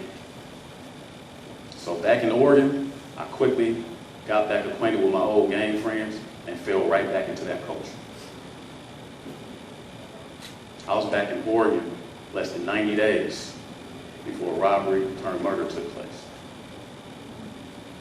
I took Chad Render's life when he didn't cooperate because I felt like that if I did not do it, I wouldn't be able to show my face to my gang family. The only family that up until that point hadn't abandoned me. I knew what my adult crime partner wanted me to do. He gave me a look that didn't need to be vocalized. And sad to say, I did it. My trial and sentencing took 3 years. I spent 1 year in juvenile hall and ages 16 to 18 in the adult county jail. After I was sentenced to 25 to life, the victim's family stood up and vocalized words I'll never forget. It still haunts my conscience to this day. They told me they forgave me. They also said that they wish I wasn't receiving the amount of time I was receiving because to them, it was like killing 2 birds with 1 stone. It blew my mind. To this day, I still don't know how they managed to do that. It's a question I'll probably always have the rest of my life. Stepping into prison, I was young, confused, and searching. True manhood was a distant understanding for me because the environment I was in didn't have many examples of what true manhood was. So until I was about 24 years old, I fell in line with what I already knew, as well as developed tools to help me thrive and survive in my environment. But my paradigm shift began in 2005 when in solitary confinement. I started to despise who I was becoming, as well as the politics associated with prison life. Because the only things that continued to happen was bringing pain and stress upon myself as well as others. I started grappling with my existence, my actions as well as how they affected others. This led me to start reading about men like Nelson Mandela, Martin Luther King, Malcolm X, men who I would ideally like to model myself after. One character trait that the men I studied had in common was the strength and ability to stand alone if necessary. I'd reached a point where I knew I no longer wanted to be part of a gang culture. Reading about these men also let me know that in order to be a man, sometimes you have to make decisions that you may have to stand alone with if necessary. So I publicly renounced my gang involvement at age 24, forsaking any status within that structure. This lost me a lot of so-called friends, but that allowed me also to start growing as an individual for the first time in my life. Discovering my own individuality also led me to be comfortable pursuing my own spiritual growth and positive change. Though the new path I was on was counterculture to my environment, I also knew that I could no longer allow my environment to dictate who I wanted to become. So I stepped outside of my comfort zone of socialization, which allowed me to see that there were men in prison who I could attain wisdom from all races and age groups. I have been intentional in placing myself in programs, from anger management as well as the hospice program, in order to mature and grow as a man. I grew to understand that, yes, my actions took another human being's life and forever stripped him from his family. That exact same family looked me in my face and told me they forgave me. So I challenged myself not to allow that youthful decision to be in vain. But I challenged myself even further to begin to make positive changes in my life. What I did can never be corrected. No amount of time will reverse whatever I did. But what I can do is be instrumental in detouring someone else from making the same decisions I made and bringing the same horror and pain upon another family. As a mature man, I understand and I accept full responsibility for my actions, both for the crime which I'm incarcerated for, as well as for things I've done since I've been incarcerated. It's been a 22-year process of destroying old habits and character traits and rebuilding positive pro-social ones. But my desire is to continue to grow, which is why, while I'm here, as well as when I return to society, my passion is to mentor young men who grew up in similar circumstances as myself. I stand here today accountable and remorseful for what I have done in my youth. But I also stand here today as a man who values my life as well as others. A man who daily exemplifies the ability and the power of a human being to transform, to reform, to bring value to myself as well as to others. In 2 years, I had the opportunity to stand before the parole board and prove my transformation, to prove that I have redeemed the time that I have served. But many of my peers here don't have that same opportunity. But if we have changed, if we have transformed, should any of us just languish away here with no hope? Or if we have changed, if we have transformed, shouldn't we have that same opportunity to go before the parole board to make a decision? It's not freedom. It's the opportunity to show the transformation and the redeemed qualities that we have taken while we've been incarcerated. These are the questions I leave you with tonight, as well as the questions that we as a community must answer. Because each individual inside of this room makes up a community. We're no less of a community than you. My personal opinion is that each one of us should have the opportunity to go before the parole board and allow them to do their job and make a decision on our freedom. Thank you.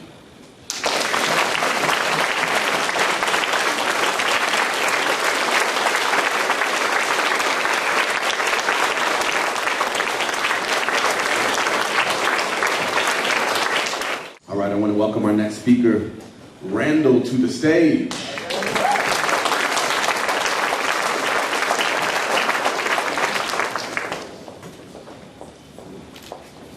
Y'all hear me?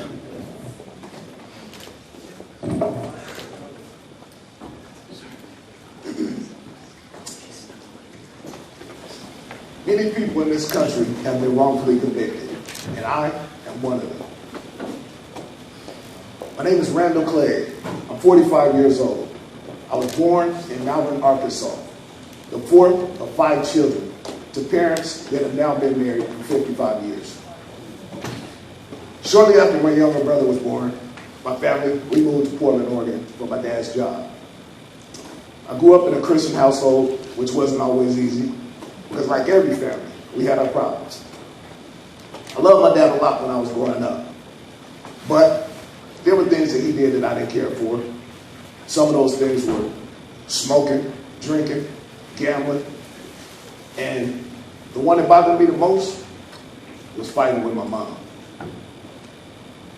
No matter how hard things may have been at the time, my mom remained to be a strong woman. And she kept our family together. For that, even today,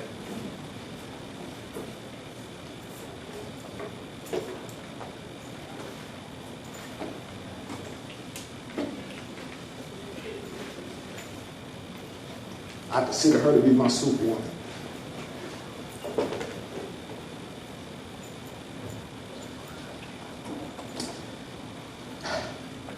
Even though my dad wasn't perfect, I still loved him. Because he's always been there for us. However, not wanting to follow in his footsteps, I told myself that I wouldn't do the things he did. My mom used to have all of us kids in church every Sunday, sometimes twice in one day, which I really didn't care for. She was very loving and serious about raising us to be good Christians. I feel that because how we were raised, we were sheltered more than many of my friends. As I got older, sometimes I worked 2 jobs as I was going to ITT Tech, studying electrical engineering. Still wanting more out of what I thought life had to offer, I ventured out on my own. Soon, I started smoking, drinking, gambling, and selling drugs. I was now doing some of the same things that I said I wouldn't do after watching my dad do them. Regardless of the choices that I made, I can't blame him because they were my choices to make. I did things in my life that I knew were wrong, but I never got caught. Eventually, my parents started hearing about some of those things I was doing. They would tell me to stop hanging out with those thugs, quit doing what I was doing. Since I never got caught, I thought I was slick. And I would tell them, they're not thugs. They're just friends I went to school with and people I grew up with. I should have listened to them, because some of those same people that I thought were my friends helped to put me in prison, in which I'm now serving a life without parole sentence for a crime that I did not commit. On January 28, 1994, 5 days after my 20th birthday, I was arrested and charged with aggravated murder, along with other charges that I did not commit. I was accused of finding 2 gunmen for the purpose of killing Tina Clegg, my brother Grover Clegg's wife, who I considered to be my real sister and one of my best friends.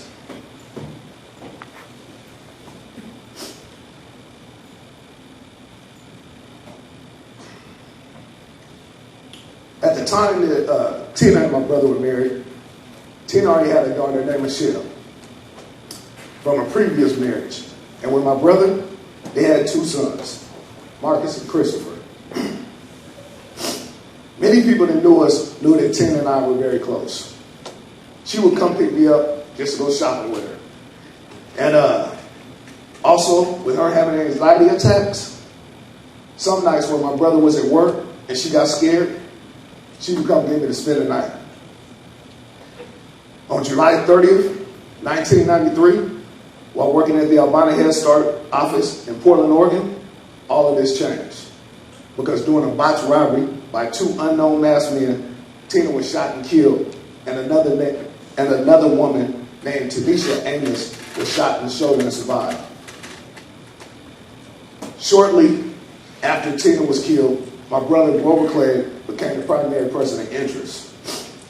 This was due to anonymous phone calls to detectives saying, look no further than Grover Clegg.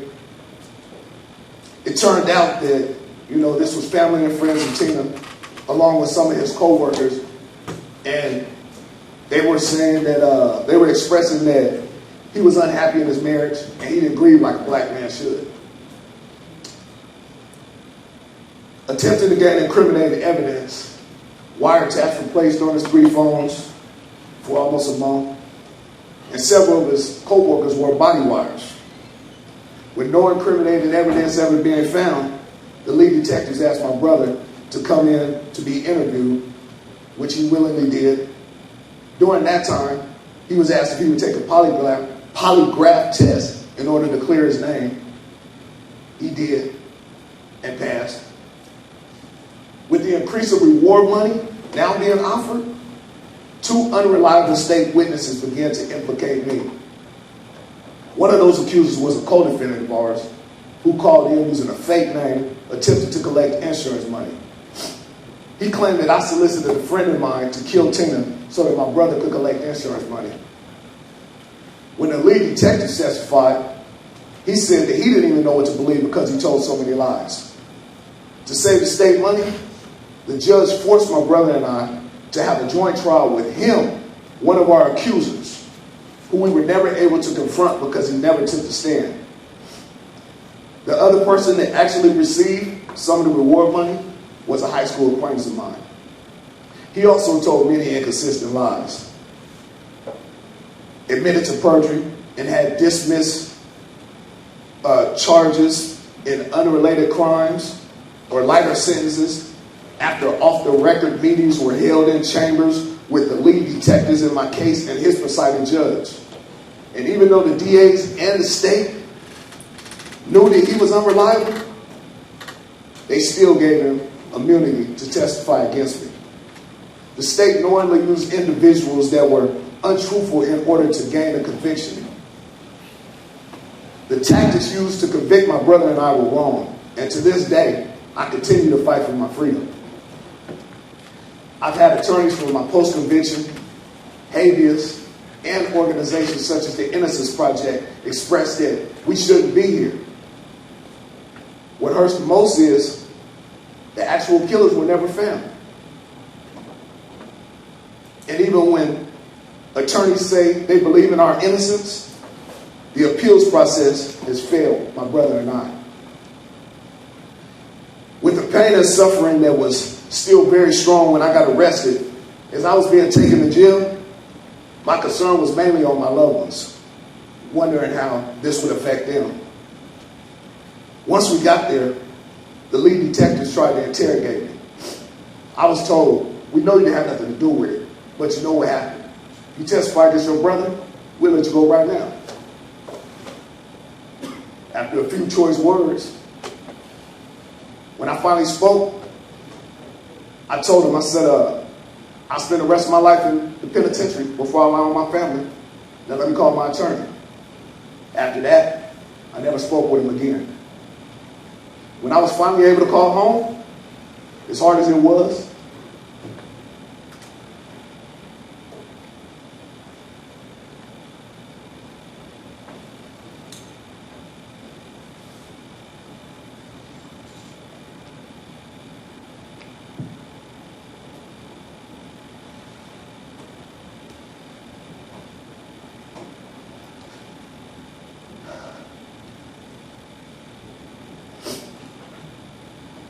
I tried to be strong.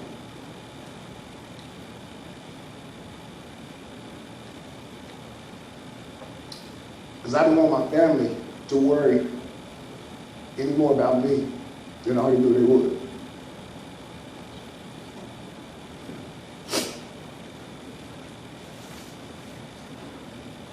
When I spoke with my dad, he said he would only ask me this once.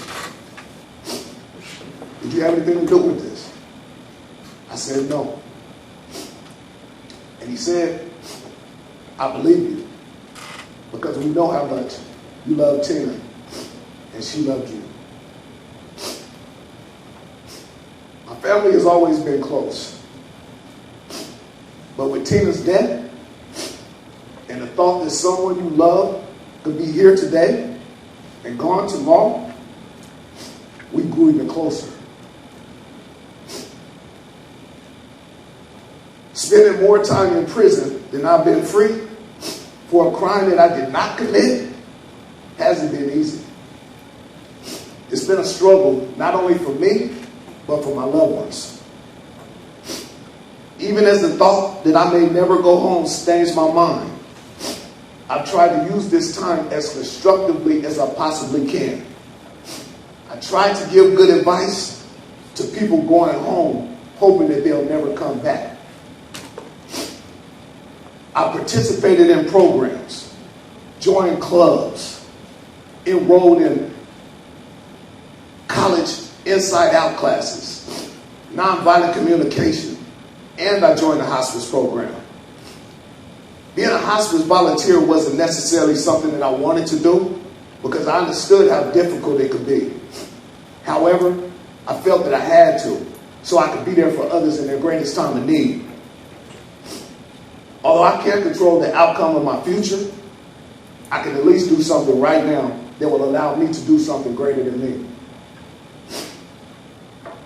I admit that I haven't always done the right things in life, but I did not do this. And whoever did was never captured. It's my hope that those with life without the possibility of parole sentences will one day have the opportunity to see the board. Also, for others and myself who have been wrongfully convicted, that one day we will be proven innocent, relieving us of our life sentences, and be given the ability to live life free. Thank you.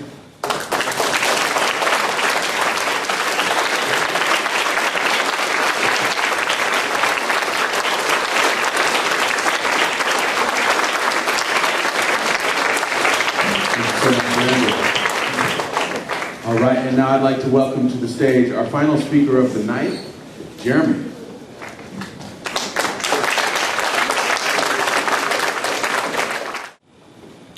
My name is Jeremy Hayes. I'm a volunteer here at the Oregon State Penitentiary. And my intention is just to tell you a little bit about myself and what it's meant for me to get to know these guys that you heard from here tonight.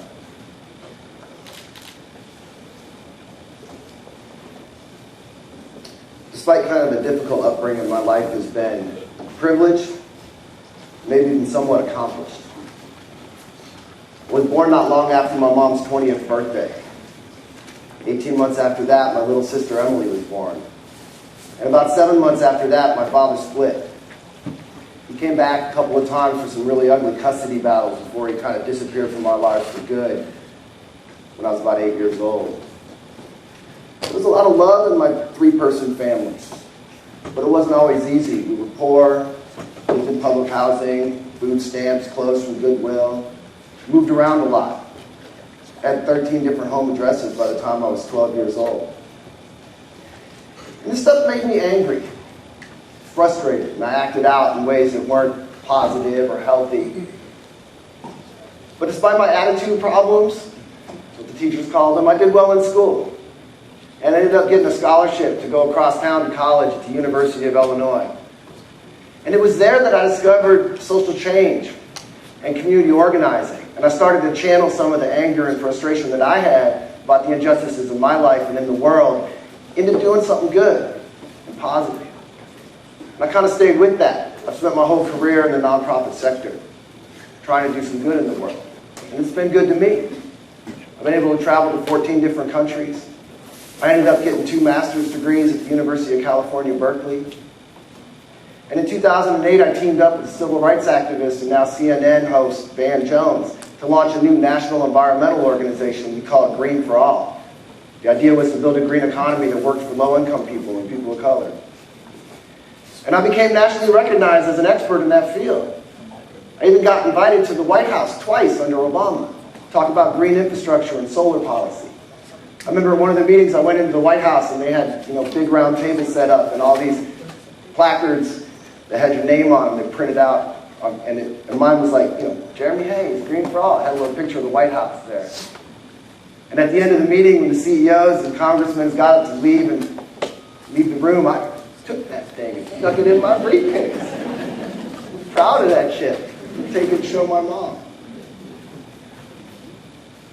It was actually through Green for All that I came to know these guys here at the Oregon State Penitentiary.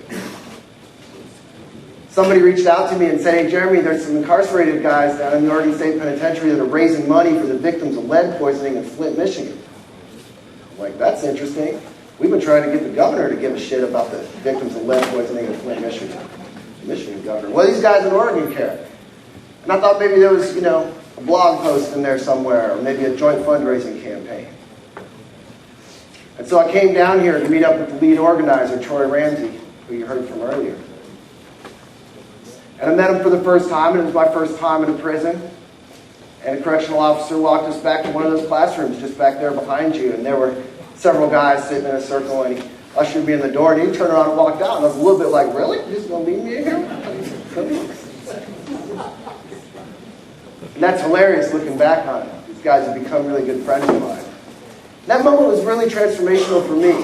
I asked them a simple question. I was just like, why are you doing this? Raising money for people on the other side. And their answers were profound. They told me some of the stuff that you've heard here tonight. About their personal journeys of transformation. About their commitment to live in a code of ethics that required them to do good in the world. About them repairing harm in communities. I was moved by this. And it wasn't just what they said. Over the past 20 years, I've gotten to spend time with Buddhist monks on and off. And these guys, they spend all their time meditating and dedicating themselves to a code of ethics and deep spiritual transformation. And you can sort of feel it when you're in the room with them. They have a presence about them. And I got that same feeling in that little classroom back there, listening to these guys talk about their process and why they were raising money for victims of Flint, Michigan. So I kept coming back. I helped with other fundraisers, other charities. peace on the inside, nonviolent communication. And I've come to look forward to the visits. These guys, as you may start to get a sense of, are some really good guys. They're better than a lot of the guys that I know on the streets of Portland.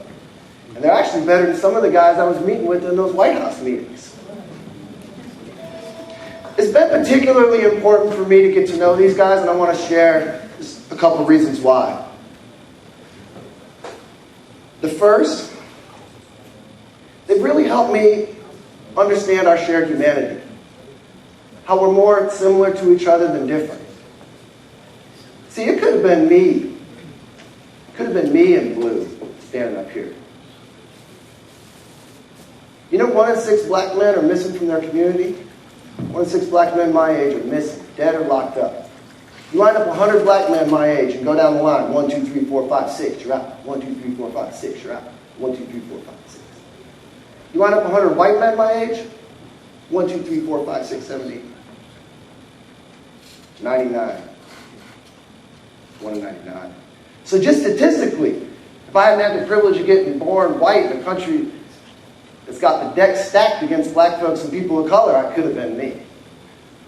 But it's not just that. See, before I got into social change and community organizing, I was doing other things to try to get some power in my life, some status, some money. Specifically, I was selling drugs. The summer between my junior year and my senior year of high school, I rented an apartment with 2 friends, and we sold a bunch of weed out of that apartment and other drugs. And one night, I was home alone, which was unusual. There were usually about 10 or 12 people hanging out around that apartment, but there was a party down the street, and I was just getting out of the shower and running late, and there was a knock at the door, and I opened it up, and there were 2 guys there that I didn't really know. They said they wanted a bag, and I handed it to them and said, "That's $40. And the short guy in front started saying, "Well, something about, your roommate broke my cane and owes me money, so I'm just going to take this." The tall guy behind him was like, "Yeah." And they turned around and walked out. I was like, "You can't take that. You can't take that." That wasn't effective. A couple nights later, I was hanging out in the spot behind the liquor store, and somebody came up to me and said, "I heard you got a bag lifted off of you." That is not the kind of information that you want out on the street if you're trying to run a little drugstore. That was concerning. Those concerns were borne out a couple nights later on a more typical night around my house where there were 10 people hanging out in my living room, and there was a knock at the door. I went and opened it up. There was Daryl B. I grew up in the 80s, and gangs were a big thing, and I was never in a gang, but I knew what side of town I lived on, the blue side of town, which meant I didn't wear red. If the hat was tipped, it was only to the right. I was careful not to cross up left over right in a lot of situations. But Daryl B was the equivalent of a made man, straight vice lord. He's standing at my door asking me for a bag of weed, which was curious, because he had other places he could get that shit. I gave him a bag, told him it was $40. He looked at it, kind of looked around the room, even slid over to the sliding glass patio door and kind of looked behind the curtains, and then he handed it back to me and he said, "Maybe another time." And he turned around and walked out. And as soon as that door shut, myself and a couple of friends knew exactly what had just about happened. We'd almost gotten stuck at it. Robbing a drugstore is a good deal. Money, drugs, nobody calls the cops. So one of my friends said, "Man, you need a gun." Now, a smart 17-year-old just would have rejected that outright. I was not a particularly smart 17-year-old. And 2 days later, that same friend brought me a gun. It took me about a week to come to the conclusion that shooting somebody dead in my living room for trying to steal my drugs was not going to work out well for me. And I just shut it all down. I think about that decision a lot. I think I made that decision in part because of my mother's love and trust for me, her expectations that I was going to do something with my life. Also, all the teachers that told me, despite all my behavioral problems and whatever, that I had potential. The cops that had picked me up for all kind of petty delinquencies and let me off with a warning telling me I was a good, breed, white kid. I had other things to do, so I let that go. But what would have happened if somebody had come to rob me during that week I had that gun? What if I had gotten scared, panicked? What if I had gotten angry about something else and been a stupid 17-year-old? It could have been me, wearing blue up here. no 14 countries, no 2 master's degrees, no trips to the White House. And by the same token, if circumstances and decisions had been slightly different in the lives of these guys we heard from earlier tonight, easily could have been them traveling the world, getting advanced degrees from top universities and holding down meetings at the White House. I really appreciate that I have gotten to understand how similar we are and how much we're in this thing together. It's been a gift. The second reason that has meant a lot to me to get to know these guys has to do with a phone call that I got in November of 1998. It was from my Aunt Bev, the oldest of my mom's 10 siblings. She said, "Bad news. I got 35 first cousins." A lot of drama. It could have been anything. What she said was, "Your sister Emily has been stabbed to death." What? No. A little 3-person family. A guy that we went to high school with several years earlier had stopped through town to visit, raped and murdered in her own bedroom, while her 4-year-old son was sleeping, hopefully sleeping in the next room. This was devastating. It tore a hole in our family. Deeply painful. My mother is now recovered. My nephew, I don't know. It still hurts. And I've been struggling with something for about the last 10 years or so. See, the guy that murdered my sister's doing 25 to life in another state. And he's up for parole in 4 years. And I'm supposed to show up at that parole board hearing and say something. What am I supposed to say? On the one hand, I don't think prison does people a lot of good. It's certainly not bringing my sister back. It's not helping me. On the other hand, this dude tore a hole in my sweet little 3-person family. What am I supposed to say? What am I even supposed to think? Getting to know these guys here has been a gift for me. It's given me a model, an example of what transformation looks like and what I'm looking for when I show up at that parole board hearing. I'm pretty confident that if the guy who murdered my sister shows up at that parole board hearing, like these guys show up, demonstrating responsibility for what they've done, a deep understanding of themselves and the pain that they've caused in the world, a commitment to personal transformation and hard work, to doing good in the world, to repairing harm, I'm pretty confident I can say 25 years is enough. Maybe he'll do some good on the outside. I'm grateful for that. It's a weight off my chest. Here's the thing that makes me sad. A lot of these guys we heard from tonight aren't going to get that chance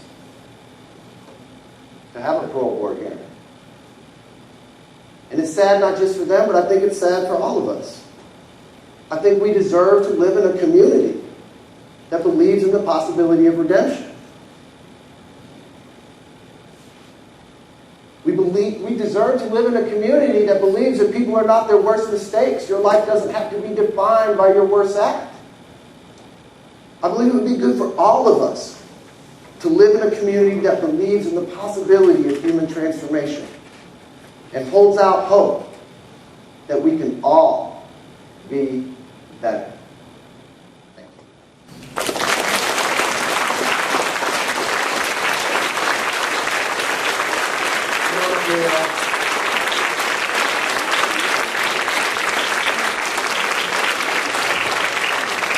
you.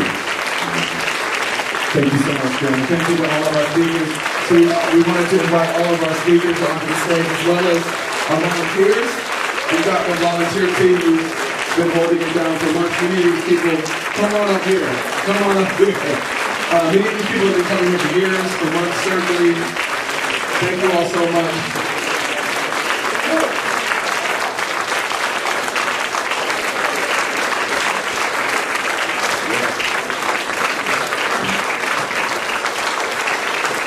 We've put in a lot of hard work over the last several months. So thank you all.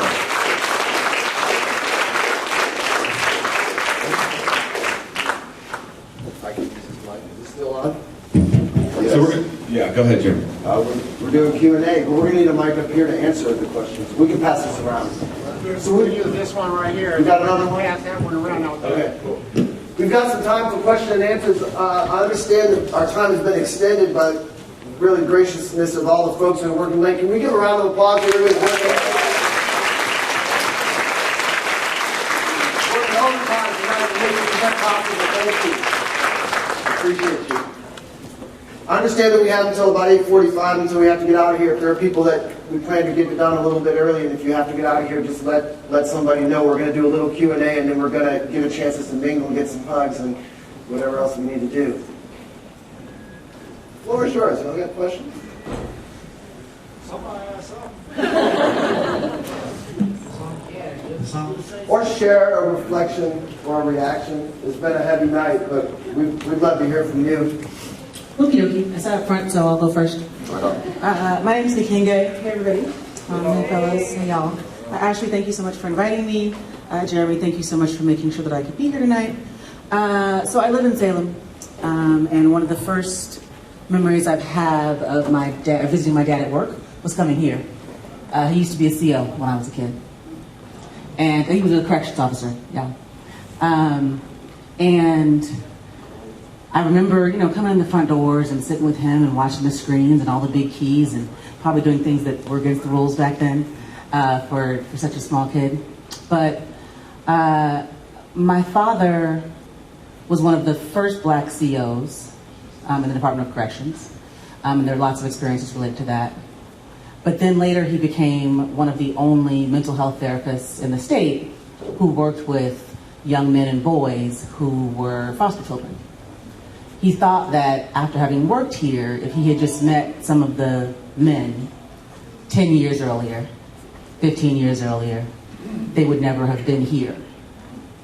So listening to your stories tonight, I just want to share with you that I look forward to going back home and telling him what I heard, sort of reinforcing for him that I think he was right, but also letting him know that I learned a lot tonight, and a lot of the things that he used to share with me, used to tell me, used to teach me, were made clear by the stories that you shared. Things that I didn't always understand, I understand better now. And that's important for me for a lot of reasons. I'm the president of the Urban League of Portland, and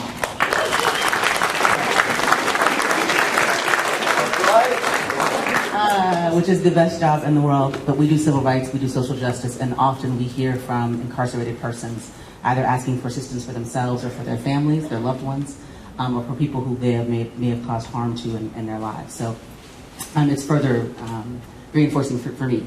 So I wanted to say all of that, and then I have a question. This seems, for us, it was interesting, it was engaging, it was heart-wrenching, it was a little bit of fun. Thank you for the pie and the eggnog, appreciate you.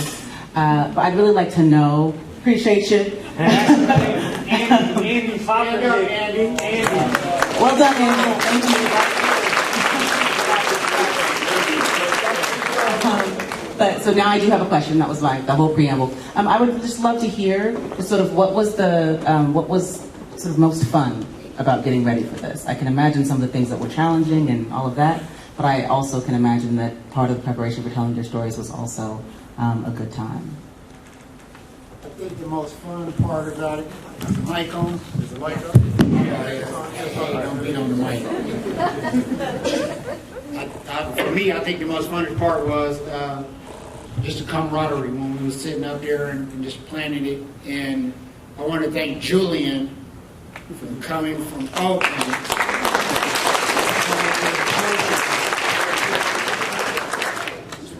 I'm doing my do what you do, man. But if it wasn't for him, man, Jeremy getting us in contact, man. Like I said, I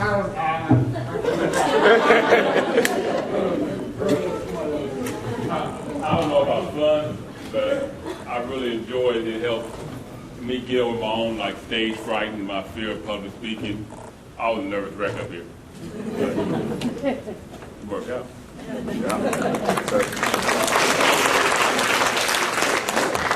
me, it helped because I used to cry, but now I don't. Still cries. That was impressive. You made it through. Awesome. Anybody else? Go ahead. Reverend Mark Knudsen, pastor of Augustana Lutheran Church in Portland, and our dear friend Ashley Albies invited us here. She's been given her time with the Albino Ministerial Alliance Coalition for Justice and Police Reform this last 10 years. We try to change policing in the state, but thank you for the invitation. And as a preacher, I heard 9 of the best sermons I've ever heard. He spoke from the heart. He spoke about redemption, forgiveness, set your own sights. And so when the day comes, and I hope it's very soon in this state, when we end life sentences without parole, I want you to come and join Augustana Lutheran Church and be my preachers. So my question for you is, are you able to put this out there to the community? Your voices need to be heard far beyond these walls. And I'd love to see you do that and continue to write and to speak, because that's how we transform. These walls are a false separation. You feel it, of course, so much. But in terms of who we are as human beings, we preach, this every week. But thank you. I hope you can take this far beyond these walls, because we need to change the laws now. Thank you for what you've done and for your courage and excellence. Thank you. Well, this is an appropriate venue to get into talking about changing the laws and that stuff. That we would like to continue to have these connections, and so we're hoping that if everything goes well and people file out and everybody's super nice to everybody that works here, that we'll get to do this again sometime, and that we're going to send an email out to you tomorrow asking you if there are ways you might want to get involved, including being a volunteer story coach like those of us have that they're coming in every week for a few months and working through the stories. We started with life maps and values, and some of these guys did 40 drafts to get to where they are tonight. A lot of hard work. I mean, really digging into painful stuff, and me too. Me too. It was hard. Julie had been trying to get me to tell my story for years, and it was these guys that actually finally got me to do it. So it's a great experience, and maybe some of you all want to be a part of that. And we hope that we can continue to bring more people in and have other folks, other inside guys here participate in a program like this. So fingers crossed that we'll get to continue doing this kind of thing. I do have something to say. I know Jeremy's wife is here, and in that life mapping that we were doing, we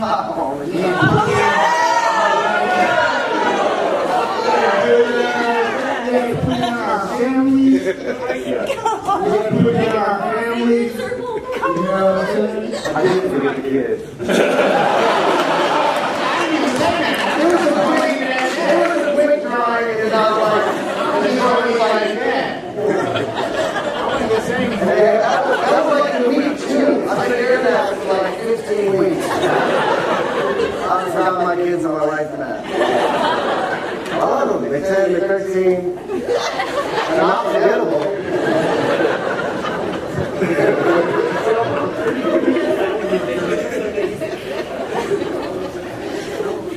You really ain't hoping ammunition now. Just ever makes it back to those kids. It's a wrap. They're wonderful kids. I know you love them. He's great. I got a word that we're going at 8:30, so we're going to do just like a couple more minutes of questions and then just, several minutes of mingling, and then we're going to get out of here. So, any other questions? Don't be shy. We're not going to fight. Full disclosure, I'm one of the story coaches. So one of the things that I experienced watching all of you tell your stories is just the level of excellence that you guys got to in terms of your narrative. And I'd love for you, something that I know happens between the audience and the speaker sometimes is that people down here think, oh, I could never do that. So can some of you all share how it felt at the very beginning, the daunting idea of creating a 10 or 12-minute talk? The very beginning, like even today. I promised I would do it, but where I am, I couldn't check it out. I was committed. It was hard. And all that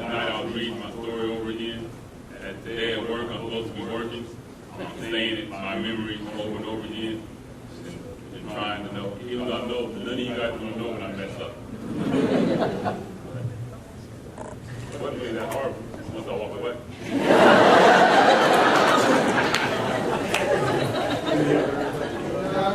I was talking to a couple of folks before the event started, and I was saying, these aren't the normal stories we tell in prison. We're not the normal stories and conversations we have in the yard. So, all of us together have been working on this. So it's been really cool to share that experience and learn more about these guys that, some of these guys I've been doing time with for 20 years, and I've never heard their stories except for this program. So it was a real gift.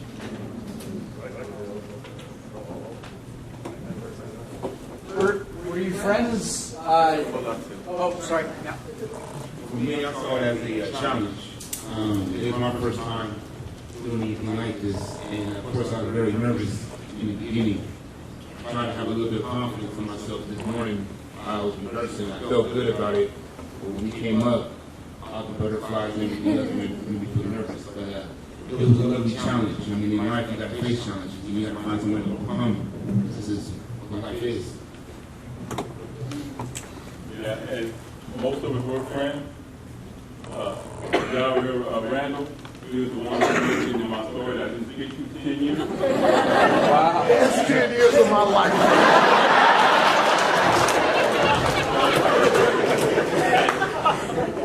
And once I did go speak to him, I was asking him to move into my cell with me and be myself. Worst mistake on my life.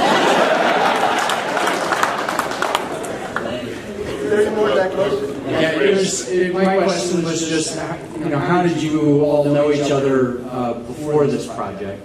And now, months into it, were you friends before? Did you hang out before? We live in a gated community, so a lot of time overlaps.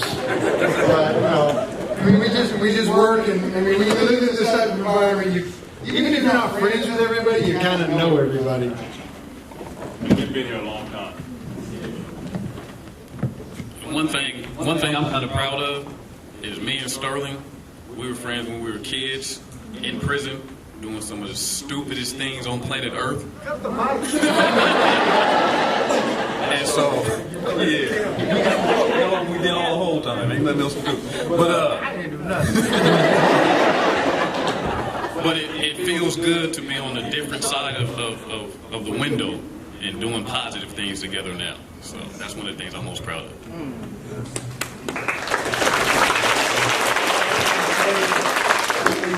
Yeah, we definitely friends, man. Even if sometimes our friendships is dysfunctional, right? But we're the type of friends to where, I tell people all the time, if it wasn't for Randall's heart and personality, there's nothing I would like about him. You just gotta know him, right? But we love each other. Even if we don't articulate it like that, we do it because we go through this with each other, and we go through a lot of stuff for each other. And the whole reason we're here actually is because there was another guy there in the hall who kind of had the vision of bringing people together and talking about why not abolish life without parole. And this was at the time when Oregon was looking at getting rid of juvenile life without parole sentences and didn't make them retroactive. So there was still a bunch of people that had committed crimes as kids that would be dying inside of prison. And Theron was one of them that he committed his crime at 18.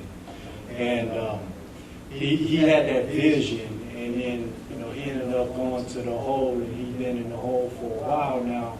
But we're here. We've been talking about these and sharing these stories and doing this work, and so that's how we are friends. Is we continue on each other's ideas even when the person is gone. So, That's except Karen. She showed up for pizza that we made him today. That's true. He just wandered in to put some pizza.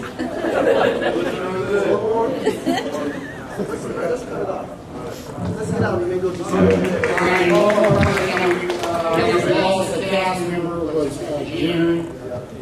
So So we lost Jim doing this ride too as well, so we want to give a shout out to him. And is Noah here? Is there a Noah?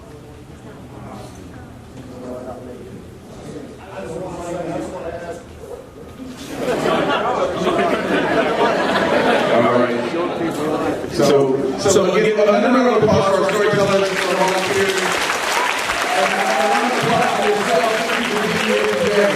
Thank you for doing this story. Thank you for holding on and the doing of the